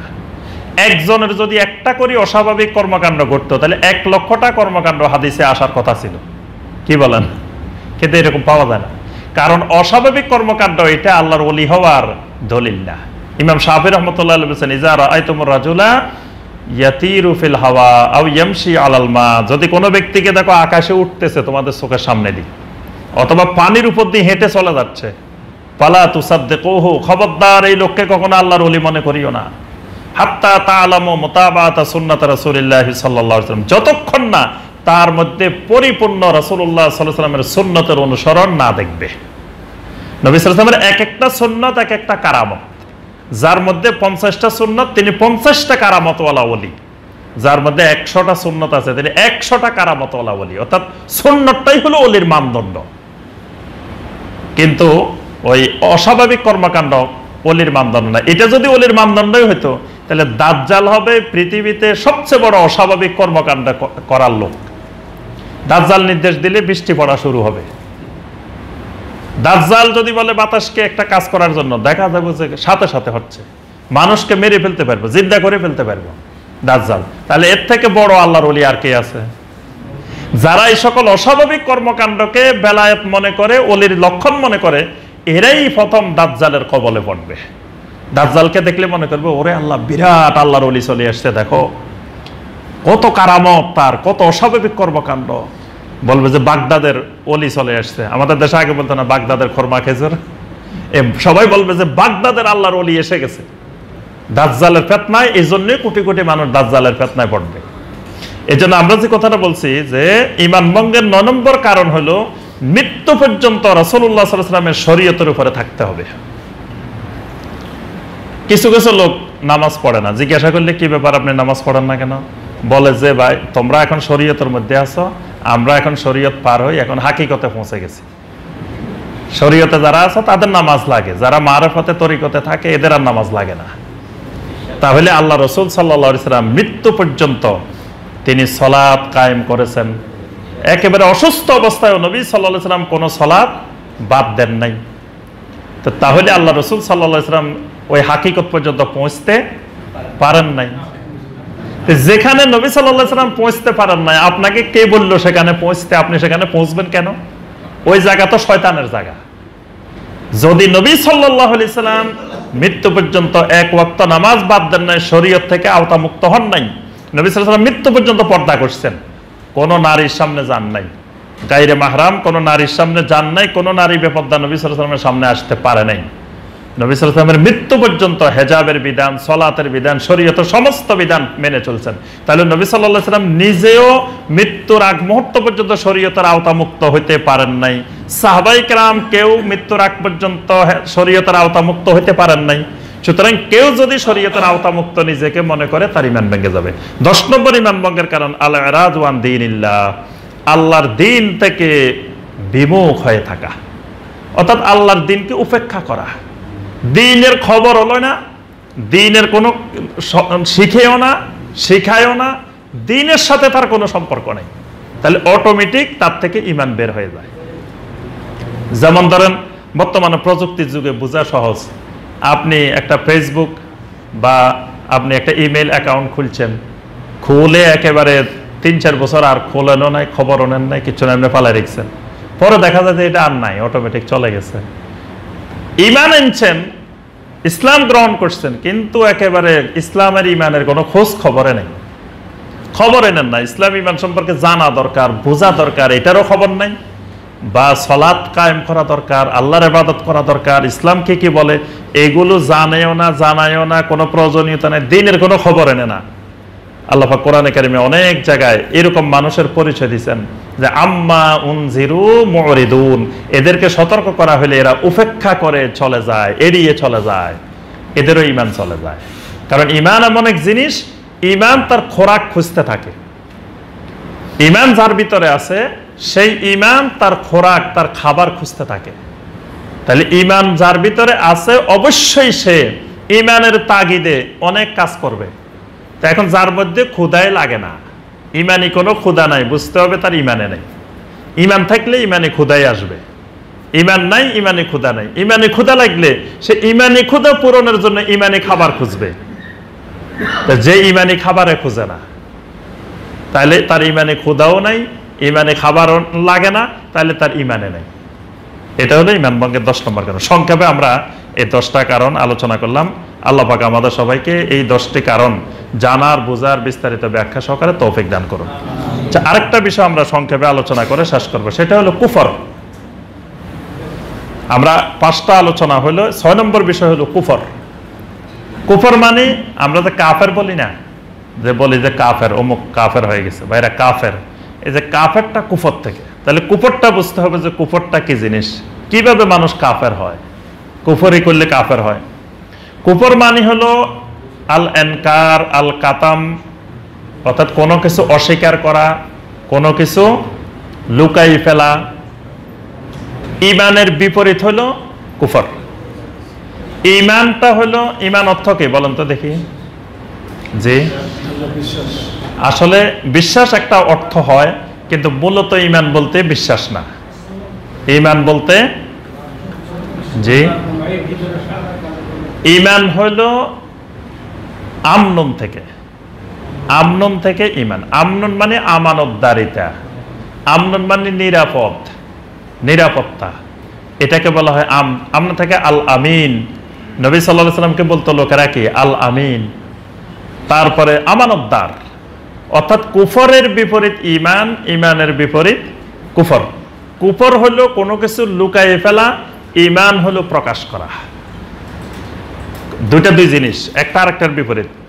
ঈমান হলো কোনো কিছু প্রকাশ করা, আর কুফর হলো লুকায়ে ফেলা। মানুষের অন্তরে যে বিশ্বাসগুলো থাকে, এই বিশ্বাসটা প্রকাশ পায় লিসানের মাধ্যমে, মুখের মাধ্যমে, তার কাজকর্মের মাধ্যমে। এটা আল্লাহর উপরে ঈমানটা, তার অন্তরের ঈমানটা যখন প্রকাশ পায়, তখন এটার নাম ঈমান। এজন্য কারো মনের ভিতরে সব আছে কিন্তু প্রকাশ করে নাই, এই লোক ঈমানদার না। যেমন আবু তালেব, আবু তালেব কিন্তু মনে প্রাণে ইসলামকে জানতো, বুঝতো, নবী সাল্লাল্লাহু আলাইহি ওয়াসাল্লামকে মহব্বত করতো, কিন্তু এই লোক কোনোদিন মুখেও প্রকাশ করে নাই, আমলও করে নাই। বরং তাকে মৃত্যুর আগে মুখে প্রকাশ করতে বলছে, সেই লোক স্বীকার করে নাই, বলছে না না না, আলা মিল্লাতে আব্দুল মুত্তালিব, আমি আমার বাবা আব্দুল মুত্তালিবের মিল্লাতের উপরে আছে, তোমাদের দলে নাই। তাহলে এই লোক মুখে প্রকাশ করে নাই, কাজে বাস্তবায়ন করে নাই, এই জন্য এই লোক ঈমানদার না। তার অন্তরে কি আছে আমরা জানি না, এটা আল্লাহ জানে, কিন্তু আমরা তাকে ঈমানদার বলবো না।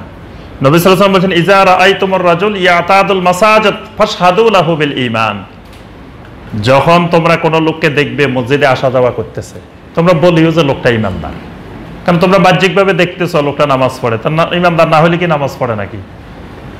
কিন্তু তার অন্তরের অবস্থা আমরা জানি না। সাহাবায়ে কেরাম একবার এক জায়গায় জিহাদে গেছেন, আসার সময় এক লোক যখন সাহাবায়ে কেরামের সামনে পড়ছে, বলতেছে আসসালামু আলাইকুম ওয়া রাহমাতুল্লাহ, সাহাবায়ে কেরাম দৌড়ে লোকটারে মারি ফেলছে। কয় এই লোক আসলে আমাদের বিরুদ্ধে যুদ্ধ করতে আসছে, ভয়ে দেখি আমাদেরকে সালাম দিছে, আসলে ঈমানদার না। আল্লাহ রাসূল সাল্লাল্লাহু আলাইহি ওয়াসাল্লামের কাছে আসার পরে নবী সাল্লাল্লাহু আলাইহি ওয়াসাল্লাম বলেন, হাল শাকাক্তা কালবাহু, তোমরা কি তাদের অন্তরটা ছিঁড়ে দেখছো তার ভিতরে ঈমান আছে কি নাই? তোমাদেরকে সালাম দিছে, ইসলামের সালাম, তোমরা তো তাকে মুসলিম মনে করবা, কিন্তু তোমরা তাকে অমুসলিম মনে করছো, আবার মারিও ফেলছো। আল্লাহ পাক তখন আয়াত নাযিল করেছেন, ইয়া আইয়ুহাল্লাযীনা আমানু ইযা দারাবতুম ফিল আরদে লিমান আলকা ইলাইকুমুস সালামা লাস্তা মুমিনা, যে তোমাদের উপরে সালাম দেয় তাকে তুমি মুমিন না, এই কথা বলিও না। দেখছে তোমাদেরকে সালাম পেশ করছে, লিমান আলকা ইলাইকুমুস সালাম, সালাম দিছে, বলিও না যে লাস্তা মুমিনা, লোকটা তো ঈমানদার না, তুমি ঈমানদার না, এই কথা বলিও না। কারণ সালামটা দ্বারা তুমি বুঝবা যে এই লোক ঈমানদার, তার সালাত দিয়ে বুঝবা ঈমানদার, কিন্তু অন্তরের অবস্থা তো তুমি জানো না, এটা আল্লাহ সুবহানাহু ওয়া তাআলা ভালো জানেন। তাহলে কুফর হইল কোন জিনিস প্রকাশ না পাওয়া, অর্থাৎ আল্লাহর তাওহীদের বিষয়গুলো, একত্ববাদের বিষয়গুলো, এগুলো প্রকাশ না পাওয়া, এগুলো লুকায়িত থাকা, এটা হলো কুফর। আর প্রকাশ পাইলে তখন এটার নাম ঈমান। এই জন্য ইসলামের 5টি রুকনের প্রথমটাই হলো শাহাদাতে আল্লাহ ইলাহা ইল্লাল্লাহ ওয়া আন্না মুহাম্মাদুর রাসূলুল্লাহ। কোন লোক যদি সাক্ষ্য না দেয় যে আমি আল্লাহ ছাড়া কোনো সত্যিকার মাবুদ নাই, এটা সাক্ষ্য দিলাম, মুহাম্মদ সাল্লাল্লাহু আলাইহি ওয়াসাল্লাম আল্লাহর রাসূল, এটা সাক্ষ্য দিলাম, এই সাক্ষ্য যদি না দেয় তো সে মুসলিম হবে না। তাহলে মুসলিম হতে হলে তার বাহ্যিক কর্মকাণ্ড দেখা যেতে হবে, সাক্ষ্য লাগবে। কুফরটা দুই রকমের, একটা কুফরে আকবর, একটা কুফরে আসগর। কুফরে আকবর মানে বড় কুফর, এই কুফর করলে ঈমান নাই, এই লোক স্থায়ী জাহান্নামী। আর কুফরে আসগর যেটা, এটা ছোটখাটো কুফর, এই কুফর করলে গুনাহ হয়, কবিরা গুনাহ হয়, কিন্তু ঈমান থাকে। কুফরে আকবর 5টা জিনিস দিয়ে হয়, কুফরে আকবর হয় 5টা জিনিস দিয়ে, মানে 5টা কাজের মাধ্যমে, 5টা কর্মকাণ্ডের মাধ্যমে কুফরে আকবর প্রকাশ পায়। 1 নম্বর আল কুফর ফি তাওহীদুর রুবুবিয়্যাহ, আল্লাহ পাকের রুবুবিয়তের তাওহীদের কোনো কিছু অস্বীকার করা। কুফর আর শিরক দুটার মধ্যে একটু পার্থক্য আছে। কুফর হইল অস্বীকার করা, আর শিরক হইল স্বীকার করা কিন্তু আরেকজনকে সম্পৃক্ত করা। কোন মানুষ, কোন জিন, কোন নবী, কোন রাসূল কাউকে আল্লাহর ইবাদতের সাথে, আল্লাহর ক্ষমতার সাথে সম্পৃক্ত করে ফেললে এটা হয় শিরক। আর কুফরই হলো অস্বীকার করা, না মানা, কিছু স্বীকার করি না। যেমন বললাম লা ইলাহা, লা ইলাহা মানে কি? কোন ইলাহ নাই, এতটুকু যদি কেউ বলে সে ঈমানদার না কাফের? এই লোক কাফের। যখন বলবে লা ইলাহা ইল্লাল্লাহ, এবার হবে সে ঈমানদার। তাহলে প্রথমে কোন মাবুদকে স্বীকার করে না সে, তাহলে এই লোক কাফের, কিছুই স্বীকার করে না। পরে যখন বলবে ইল্লাল্লাহ, স্বীকার করি তবে একমাত্র আল্লাহকে। এখন কেউ যদি বলে না আল্লাহকেও স্বীকার করি, তবে আল্লাহর সাথে আরো কয়েকজন কেউ সহ, একজন হলো আল্লাহরেও মানে না, কিচ্ছু মানে না, এই হলো কাফের। আরেকজন হলো আল্লাহরে মানে, তবে আল্লাহর সাথে আরো কয়েকজনের মানে, এই লোক হলো মুশরিক। এই জন্য দেখেন কালেমার মধ্যে শুধু লা ইলাহা ইল্লাল্লাহ পর্যন্ত থেমে নাই, আশহাদু আল্লা ইলাহা ইল্লাল্লাহু ওয়াহদাহু লা শারীকা লাহ, এটাকেও ঈমানের আওতাভুক্ত করা হয়েছে। কারণ কেউ লা ইলাহা ইল্লাল্লাহ বলছে, আল্লাহ ছাড়া আর কোনো মাবুদ নেই, এখন আল্লাহরে মানছে, আবার আল্লাহর সাথে যদি আরেকটাও মানে বসে থাকে, একটা হলো না মানা, আরেকটা হলো অতি মানা, দুটেই কিন্তু কুফর আর শিরক। না মানলে কুফর, মানতে যায় আবার বেশি মানি ফেলা, সেটা হলো শিরক, অতিরঞ্জন। এই জন্য এর সাথে যুক্ত করা হয়েছে ওয়াহদাহু লা শারীকা লাহ, আল্লাহকে যে মানবা মাবুদ হিসাবে একমাত্র একক তাওহীদের ভিত্তিতে, খবরদার তার সাথে কোনো শরীক করা যাবে না। এই জন্য ওইটাকেও ঈমানের অংশ করা হয়েছে। তাহলে কুফর প্রথম হয় তাওহীদুর রুবুবিয়্যাহ, আল্লাহর রুবুবিয়তের তাওহীদকে অস্বীকার করা, মানে আল্লাহকে একমাত্র মালিক মনে করা, এটা সে মনে করে না। আল্লাহ রাব্বুল আলামিন সমগ্র পৃথিবী সবকিছু পরিচালনা করেন, আল্লাহকে একমাত্র পরিচালনাকারী মনে করে না। শোনো, আল্লাহ কিন্তু একা একা পৃথিবী চালায় না, আল্লাহর জমিনে কিছু গাউস আছে, কুতুব আছে, আবদাল আছে, আওতাদ আছে, নুজাবা আছে, আল্লাহ এদেরকে সহ আল্লাহর মন্ত্রিসভা নিয়ে আল্লাহ পৃথিবী চালায়, মানে এরা আল্লাহর মন্ত্রিসভার সদস্য, পার্লামেন্টের মেম্বার। নাউজুবিল্লাহ, তার ঈমান নাই, সে শিরক করে ফেলছে, সে আল্লাহর রুবুবিয়তকে অস্বীকার করছে, একক রুবুবিয়ত, তাওহীদুর রুবুবিয়তকে অস্বীকার করছে। আবার কেউ যদি বলে শোনো আল্লাহ একা পরিচালনা করেন, আল্লাহর কিন্তু অনেক ফেরেশতা আছে, এদেরকে দিয়ে পরিচালনা করে। আল্লাহ ফেরেশতাদেরকে, মালাইকাদেরকে দায়িত্ব দেন, কোনো ক্ষমতা দেন না।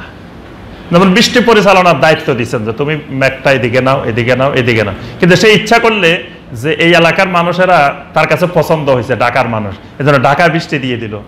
ওইদিকে রংপুরের মানুষ তার পছন্দ হয় নাই ফেরেশতার, এজন্য ওখানে বৃষ্টি দিল না। এই ক্ষমতা কিন্তু তার নাই। ক্ষমতা কার?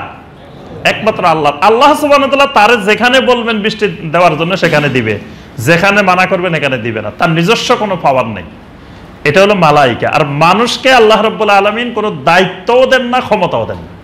আল্লাহর এই পৃথিবীর কোনো কাজ আল্লাহ মানুষ দিয়ে করান না। কোনো মানুষকে আল্লাহ কোনো দায়িত্বও দেন না, ক্ষমতাও দেন না। আর ফেরেশতাদেরকে দায়িত্ব দেন কিন্তু কোনো ক্ষমতা দেন না।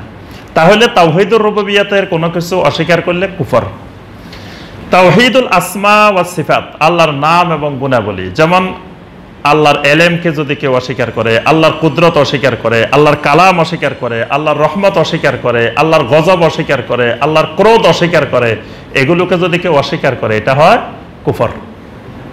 আবার আল্লাহ বলছেন আল্লাহর কোনো ঘুম নাই, তন্দ্রা নাই। কেউ যদি কোনো আল্লাহর ঘুম আছে, তন্দ্রা আছে, মানে এক ধরনের হলো আল্লাহ যেটা বলছেন যে আমি এটার মালিক, এটাকে সে অস্বীকার করা, আল্লাহর মালিক মনে না করা।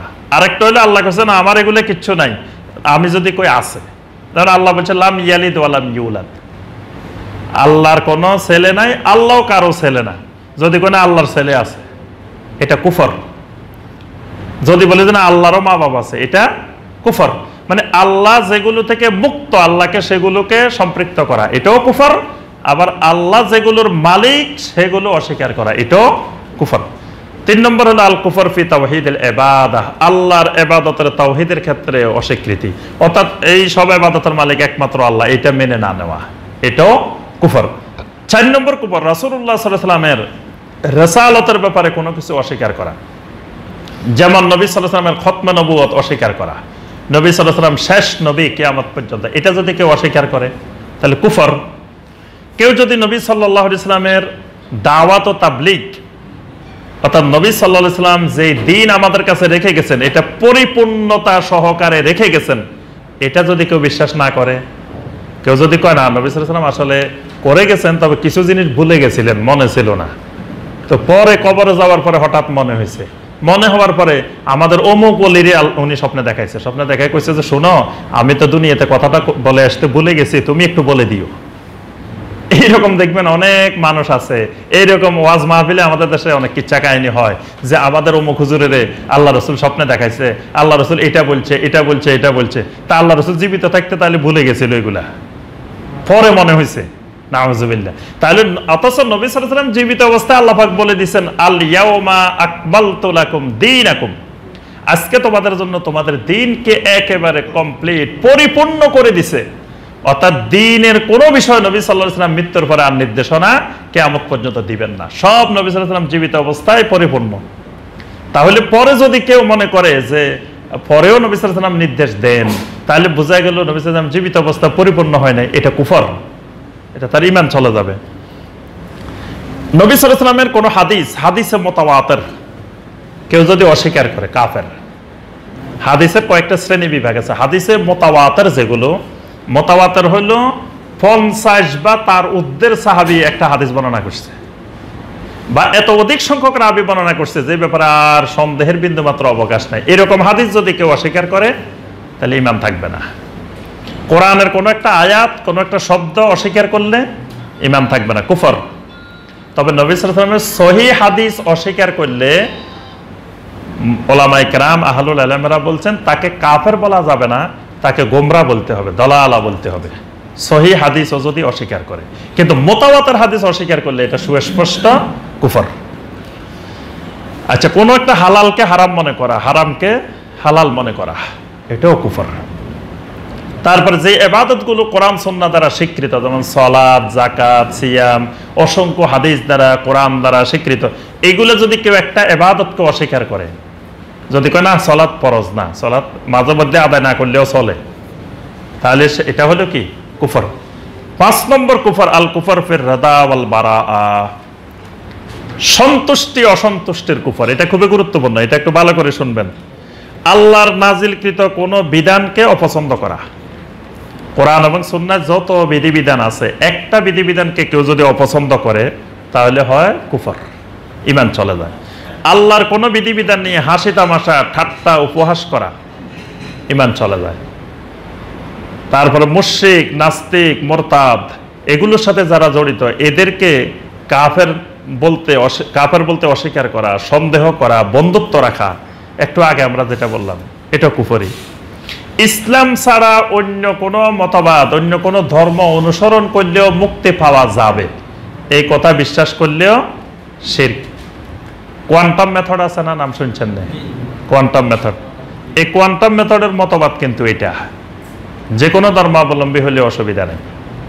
আপনি যে কোনো ধর্মাবলম্বী হলেও আপনি নাজাত পাইবেন, জান্নাত পাইবেন, এই বিশ্বাসী। এবং কোয়ান্টাম মেথডটা এটা হলো একটা আধুনিক দ্বীন এলাহি, মানে সম্রাট আকবরের যে দ্বীন এলাহি, যে হিন্দু, বৌদ্ধ, খ্রিস্টান, মুসলিম সব মিলে যেমন একটা ধর্ম, এটার মধ্যে মুসলিমের কিছু, হিন্দুদের কিছু, বৌদ্ধদের কিছু, সবকিছু মিলাই নতুন একটা মতবাদ, নতুন একটা ধর্ম, এবং মানুষের জন্য ঈমান বিধ্বংসী ধর্ম। কিছু কাজ, ভালো কাজ আছে, ভালো কাজ সবারই আছে। কাফেরদের অনেক ভালো কাজ আছে, কাফেরদের অনেক কর্মকাণ্ড দেখবেন অনেক ভালো, কিন্তু ভালো দেখলে, ভালো শুনলে মনে করা যাবে না যেটা সব ভালো। এজন্য এগুলো থেকে আমাদেরকে দূরে থাকতে হবে, এগুলো কুফরি এক একটা মতবাদ। আচ্ছা, এরপরে এই কুফরে আকবরটা প্রকাশ পায় 5টি কাজের মাধ্যমে। যেমন মিথ্যা মনে করার মাধ্যমে প্রকাশ পায়, যেমন কেউ বললো যে না এটা মিথ্যা, এইটা ঠিক না। তারপর অহংকারের মাধ্যমে এই কুফরটা প্রকাশ পায়, সন্দেহের মাধ্যমে প্রকাশ পায়, উপেক্ষার মাধ্যমে প্রকাশ পায়, মুনাফিকের মাধ্যমে প্রকাশ পায়। আরেকটা হলো কুফরে আসগর। কুফরে আসগর হলো যেমন ফাজকুরুনি আযকুরকুম ওয়াশকুরু লি ওয়ালা তাকফুরুন। আল্লাহ বলছেন ফাজকুরুনি আযকুরকুম, তোমরা আমাকে স্মরণ করো, আমি তোমাদেরকে। আমরা আল্লাহকে স্মরণ করব কেমনে বলেন তো দেখি? এটা মুফাসসিরিন কেরামের জন্য বলছেন ফাজকুরুনি বিতাআতি, মানে আমার আনুগত্যের মাধ্যমে আমাকে স্মরণ করো। আযকুরকুম বিমাগফিরাতি, আমি তোমাকে স্মরণ করব মাগফিরাতের মাধ্যমে, মানে আমি আল্লাহর আনুগত্য করব, আল্লাহ আমার গুনাহ মাফ করে দিবেন। এটা হলো একজন আরেকজনের স্মরণ, আমি আল্লাহর স্মরণ করব, আল্লাহ আমাকে স্মরণ করবেন। ওয়াশকুরু লি, আল্লাহ বলেন আমার শুকর আদায় করো, শুকর গুজার করো। ওয়ালা তাকফুরুন, খবরদার কাফের হইও না। তাহলে কি শুকর আদায় না করলে কাফের হয়ে যায়? কি বলেন? আল্লাহর একটা নিয়ামত আপনি ভোগ করলেন, ভোগ করে আপনি জীবনে একবার আলহামদুলিল্লাহ কইলেন না, কোনো শুকরিয়া আদায় করলেন না, তাহলে কি আপনি কাফের? কাফের না। এখানে যে কাফের, এই কুফর হলো কুফরে আসগর, মানে এটা একটা অপরাধ, এটা একটা গুনাহ, কবিরা গুনাহ, যে আল্লাহর নিয়ামত ভোগ করলেন, আপনি আল্লাহর শুকর আদায় করলেন না। এটাকে আল্লাহ পাক এই অপরাধটাকে কুফর শব্দ দিয়ে বলছেন, ওয়ালা তাকফুরুন, খবরদার তোমরা কুফরি করিও না, আমার শুকর গুজার করো। তাহলে এই কুফরটাকে বলা হয় কুফরে আসগর। আচ্ছা, বলা হলো মান তারাকা সালাতা মুতাআম্মিদান ফাকাদ কাফার। নবী সাল্লাল্লাহু আলাইহি ওয়াসাল্লাম বলছেন যে কুফর এবং ঈমান এই দুইয়ের পার্থক্য হলো তারকুস সালাত, সালাত ছেড়ে দেওয়া। কুফর, শিরক এবং ঈমানের পার্থক্য হলো সালাত পরিত্যাগ করা। তাহলে এই যে সালাত পরিত্যাগ করলে এরা কোন ধরনের কাফের? কাফেরে আকবর না কাফেরে আসগর? হ্যাঁ, অস্বীকার করলে কুফরে আকবর। যদি সালাত সে অস্বীকার করছে পুরা, তাহলে কুফরে আকবর। কিন্তু অস্বীকার করে নাই, কিন্তু আদায় করে না, তাহলে কুফরে আসগর, এটা ছোট কুফর। এটা যদি সে তওবা করে, আল্লাহ রাব্বুল আলামিন তাকে মাফ করে দিবেন। আচ্ছা, সাবাবুল মুসলিমে ফুসুকুন ওয়া কিতালুহু কুফরুন, একজন মুসলিমকে গালি দিলে ফাসিকি, আর যদি কোন মুসলিমের সাথে লড়াই করে, মারামারি করে, জিহাদ করে, ঝগড়া করে মুসলিমে, এটাকে আল্লাহ নবী সাল্লাল্লাহু আলাইহি ওয়াসাল্লাম বলেন কুফরুন, এটাও কুফরি। এটা কোন ধরনের কুফর? আসগর, এটা বড় কুফর না। এরকম অনেকগুলো কুফর আছে যেগুলোকে বলা হয় কুফরে আসগর। সর্বশেষ যেটা বলবো সেটা হলো হুকমত তাকফির। তাকফির একটা বড় ফিতনা, মানে কাউকে কাফের বলা। দেখা যায় অনেকে কথায় কথায় কাফের, কথায় কথায় কাফের। এই কাফের বলাটা মুসলিমের জন্য একটা বড় ফিতনা। এই ফিতনাটা প্রথম আবিষ্কার করছে খারেজিরা। খারেজিরা সাহাবায়ে কেরামদেরকে কথায় কথায় কাফের বলতো, কথায় কথায় কাফের বলতো। আল্লাহ রাসূল সাল্লাল্লাহু আলাইহি ওয়াসাল্লাম স্পষ্ট করে বলছেন, ইজা কাফফারা রাজুলু আখাহু ফাকাদ বাআ বিআহদুহুমা। যে লোক কোন মুসলিমকে তার ভাইকে কাফের বলবে, তাহলে তাদের দুইজনের যে কোনো একজন কাফের হয়ে মারা যাবে, দুইজনের যে কোনো একজনের উপর এটা ফিরে আসবে। এজন্য কুফরি বলার ক্ষেত্রে কুফরি বলা যাবে, কাজটা কুফরি, কিন্তু কোন ব্যক্তিকে কাফের বলার ক্ষেত্রে সতর্ক হতে হবে। এটা তাকফিরি ফিতনা, এটা অবশ্যই হারাম কাজ। সম্মানিত ভাইয়েরা, আমরা সংক্ষেপে, একবারে সংক্ষেপে আমরা দুইটা জিনিস আলোচনা করলাম। একটা হলো ঈমান এবং ইসলাম ভঙ্গের কারণ, আর একটা হলো কুফর। তাহলে আমাদের এই সংক্ষেপে আলোচনা হইলো এই পর্যন্ত 6টা, আর আরো 6টা বিষয় আমরা আলোচনা করব। তো এর পরবর্তী বিষয় হলো তাওহীদ এবং শিরক। এই দুইটা বিষয় আমরা আলোচনা করব। ঈমানের খুবই গুরুত্বপূর্ণ বিষয়। আর পরবর্তী প্রোগ্রামটা আমাদের হবে ইনশাআল্লাহ 24 তারিখ, এই মাসের 24 তারিখ রবিবার। ইনশাআল্লাহ আমরা তাওহীদ এবং শিরকের উপরে আলোচনা করব ইনশাআল্লাহ। আল্লাহ পাক আমাদের সবাইকে বিশুদ্ধ ঈমান, শিরক মুক্ত তাওহীদি ঈমান এবং বেদাত মুক্ত সুন্নতি আমল আল্লাহ পাক আমাদেরকে নসিব করুন। আল্লাহ রাব্বুল আলামিন আমাদের সবাইকে দুনিয়ায় যতদিন বেঁচে থাকি ইসলামের উপরে বেঁচে থাকার, দুনিয়া থেকে বিদায় নেওয়ার সময় আল্লাহ পাক আমাদেরকে ঈমানের সাথে বিদায় নেওয়ার তৌফিক দান করুন। আল্লাহ পাক আমাদের মধ্যে যারা অসুস্থ আছেন সবাইকে আল্লাহ পাক সুস্থতা দান করুন। বিশেষ করে আল্লাহ পাক আমাদের অন্তরের রোগগুলো, আল্লাহ পাক আমাদের শিরকের রোগ, কুফরের রোগ, নেফাকের রোগ, শাক্কের রোগ, জায়গের রোগ, অন্তরের এই রোগগুলো থেকে আল্লাহ আমাদেরকে শিফা দান করুন। আল্লাহ রাব্বুল আলামিন আমাদের পরিবার পরিজনকে জাহান্নামের আগুন থেকে বাঁচানোর তৌফিক দান করুন। আল্লাহ পাক আমাদের সবাইকে জিক্রুল্লাহর মধ্যে রত থাকার তৌফিক দান করুন। আল্লাহ পাক আমাদেরকে কুফরি থেকে সতর্ক থাকার, দূরে থাকার তৌফিক দান করুন। শিরিক বেদাত থেকে দূরে থাকার, সতর্ক থাকার তৌফিক দান করুন। আমিন ইয়া রাব্বাল আলামিন। সুবহানাকা আল্লাহুম্মা বিহামদিকা আশহাদু আল্লা ইলাহা ইল্লা আনতা আস্তাগফিরুকা ওয়া আতুবু ইলাইক।